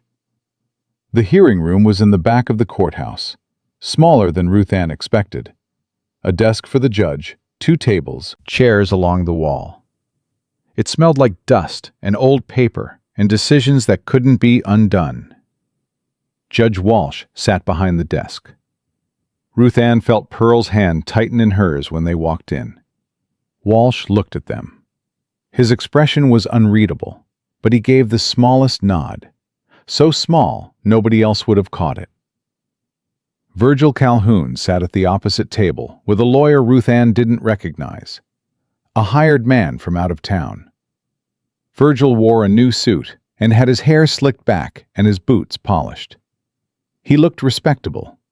That was the point. He looked at Ruth Ann and smiled. She didn't smile back. Wakefield opened their case. He was methodical, precise, building the story piece by piece. He presented the marriage certificate, Walsh's inspection report, Doc Price's medical assessment confirming both girls were healthy, well-nourished, and showed no signs of neglect or abuse. Sarah Chen's statement about the household provisions Maggie purchased weekly. Then he called Ruth Ann to testify. She walked to the chair beside Walsh's desk on legs that felt like they belonged to someone else. She sat down, looked at Jesse. He gave her that single nod she'd come to depend on. Wakefield asked her about her mother, about the mine collapse, about the walk to Jesse's ranch, about the first cup of water Jesse gave Pearl, about Maggie showing up with fried chicken and staying to fight, about the journal and the remedies and the warning on the second-to-last page. Ruth Ann answered every question in a voice that didn't waver. She'd practiced with Maggie. She'd practiced with Jesse. She'd practiced with Pearl, who'd pretended to be the judge and asked questions like, "Do you like biscuits?" and "Is Jesse's beard scratchy?" When Wakefield asked her to read the journal entry aloud, Ruth Ann opened the book to the page and read her mother's words. Thomas Calhoun, Copper King Mine, Stake Certificate Number 7714, filed with the Butte Land Office, August 1880. 1/13th share of mineral rights. Death benefit payable to surviving spouse or children. Do not let Virgil know. She looked up, looked at Virgil. My mama underlined that last part 3 times. She was dying when she wrote it. Her hand was shaking so bad she could barely hold the pen. But she held it steady for those 4 words because she wanted to make sure I understood. Virgil's lawyer stood. Objection. The witness is editorializing. She's 10 years old, Walsh said. I'll allow some latitude. Continue, Miss Calhoun. It's Hart, Ruth Ann said. My name is Ruth Ann Hart now, or it will be, when the adoption goes through. Something moved across Walsh's face. He said nothing, nodded for her to continue. Virgil's lawyer cross-examined her, tried to shake her story, suggested Jesse's motives were questionable, suggested Maggie's marriage was a legal convenience, suggested Ruth Ann had been coached. Were you told what to say today, Miss Calhoun? Hart. Were you told what to say? I was told to tell the truth. That's what I'm doing. And you believe staying with the Fords is in your best interest, even though you've known them barely a month. I believe staying with people who fed me when I was starving, who gave me a bed when I had nowhere to sleep, and who married each other to keep me safe, is in my best interest. Yes. Ruth Ann looked at the lawyer until he looked away. My uncle didn't do any of those things. He didn't even know my birthday. That's enough, Walsh said. Step down. Wakefield called Maggie next. She testified about her background, her business, her decision to marry Jesse. She spoke about the girls with a steadiness that held the room still. When asked why she'd married a man she barely knew to protect children who weren't hers, she said, Because every child deserves someone who'll fight for them. "And because I've been waiting my whole life to be someone's mother. These girls gave me that chance. I wasn't about to let anyone take it away." Virgil's lawyer asked about the sleeping arrangements, about the store, about her qualifications as a mother. "My qualifications," Maggie said, "are that I showed up every day, when it was hard, when it was uncertain, when there was nothing in it for me except the privilege of watching 2 children eat breakfast at my table. That's my qualification." Then Wakefield called Vera Huxton. The room shifted. Virgil's head turned. His lawyer leaned over and whispered something urgent. Vera walked to the witness chair with her back straight and her hands folded. She testified about what Virgil had said in her husband's bank. The words, meal ticket, the plan to sell the mining share, the statement that the girls could go to Cheyenne for all he cared. "Mrs. Huxton," Wakefield said, "in your opinion, does Virgil Calhoun want custody of these children because he cares about their welfare?" "No," Vera said. "He wants custody because they're worth money, and he isn't." Virgil's lawyer objected. Walsh overruled it. The damage was done. Virgil took the stand last. His lawyer guided him through a sympathetic narrative.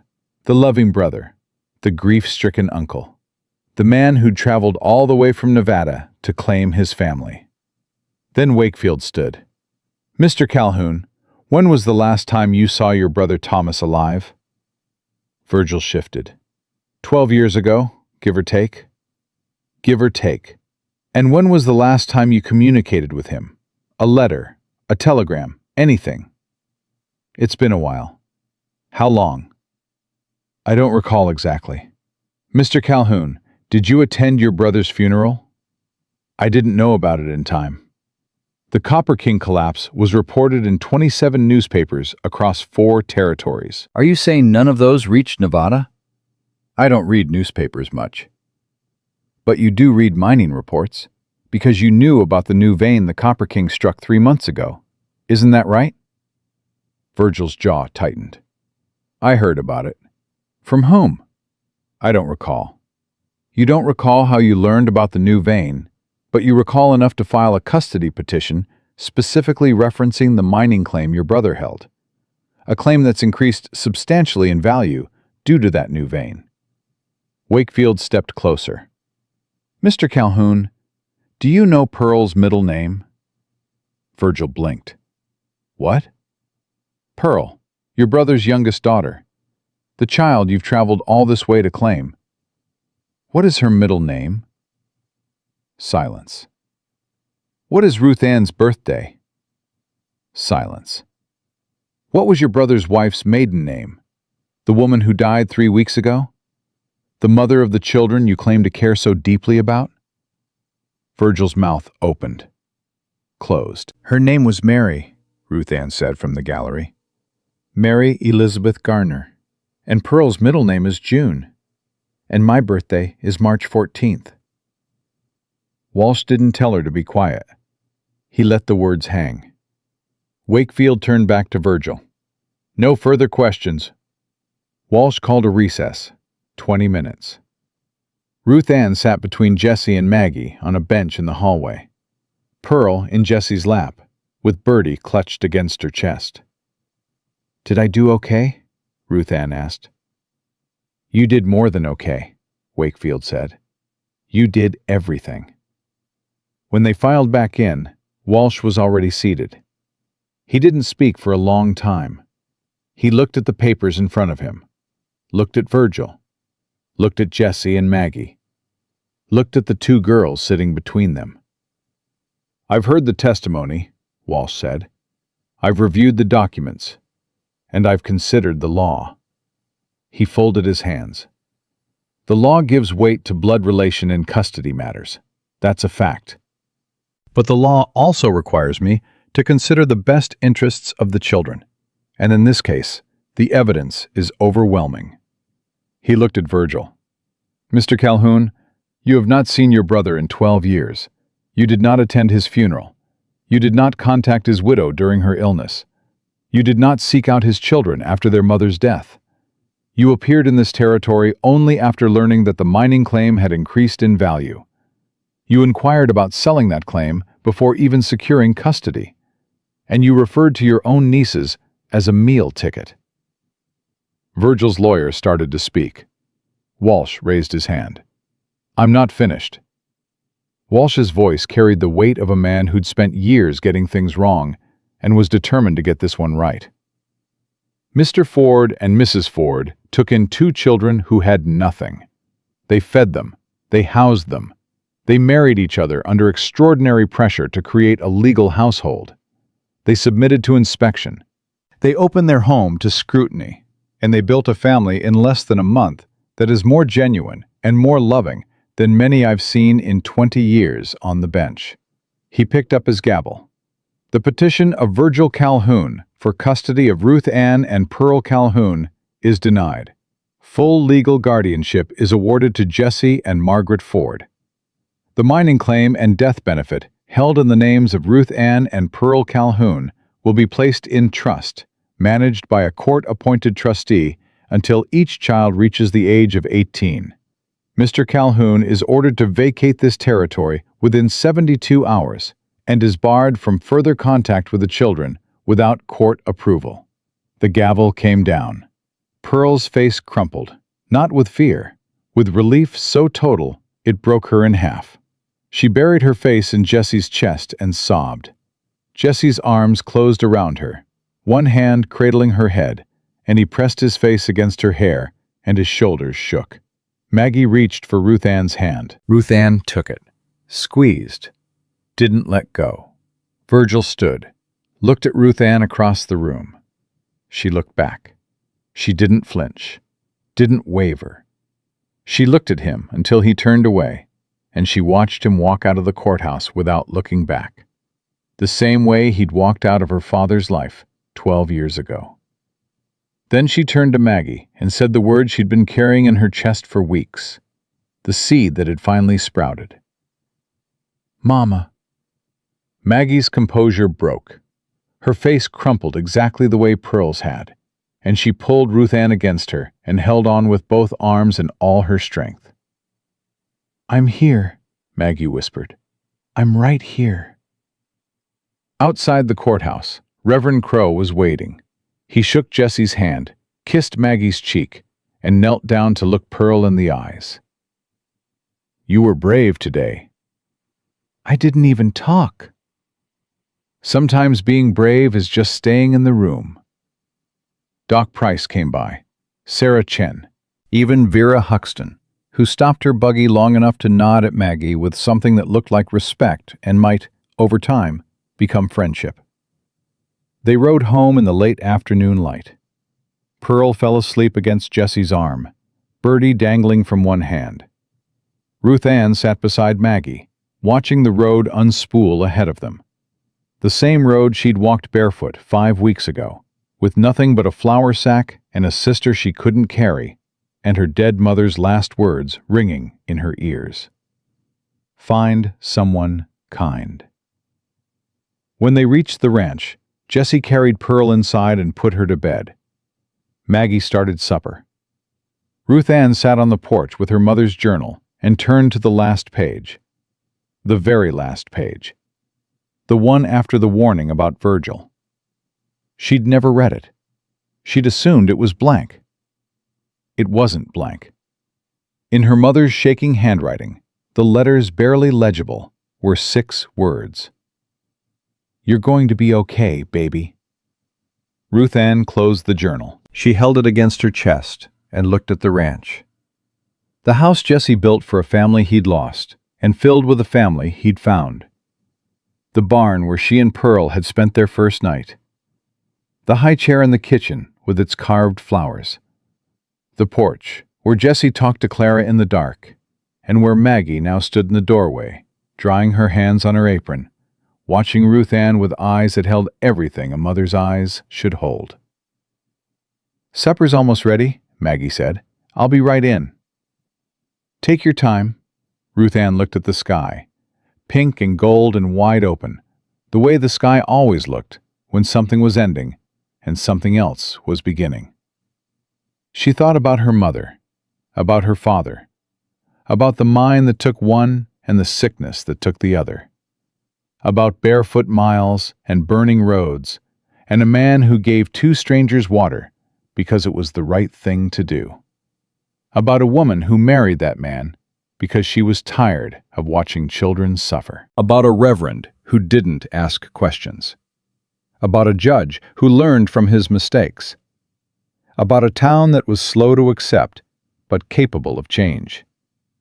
She thought about Pearl, asleep inside with Birdie tucked under her chin, safe in a room that used to belong to a girl named Sarah, whose father still measured her height on the doorframe, because love doesn't stop when life does.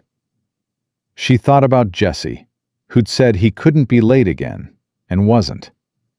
About Maggie, who'd said she'd be here, and was. The door opened behind her. Jesse stepped out. He stood beside her and looked at the sky. "You all right?" he asked. Yeah. "Really?" Really? She looked up at him. Jesse, you know that carving you said you'd make? The one for the mantel? "Haven't started it yet." I know what it should be. "What's that?" 2 pairs of boots, small ones, side by side. And next to them, 2 bigger pairs, all 4 together. Jesse looked at her for a long time. Then he nodded. "I can do that." And underneath, it should say something. "What?"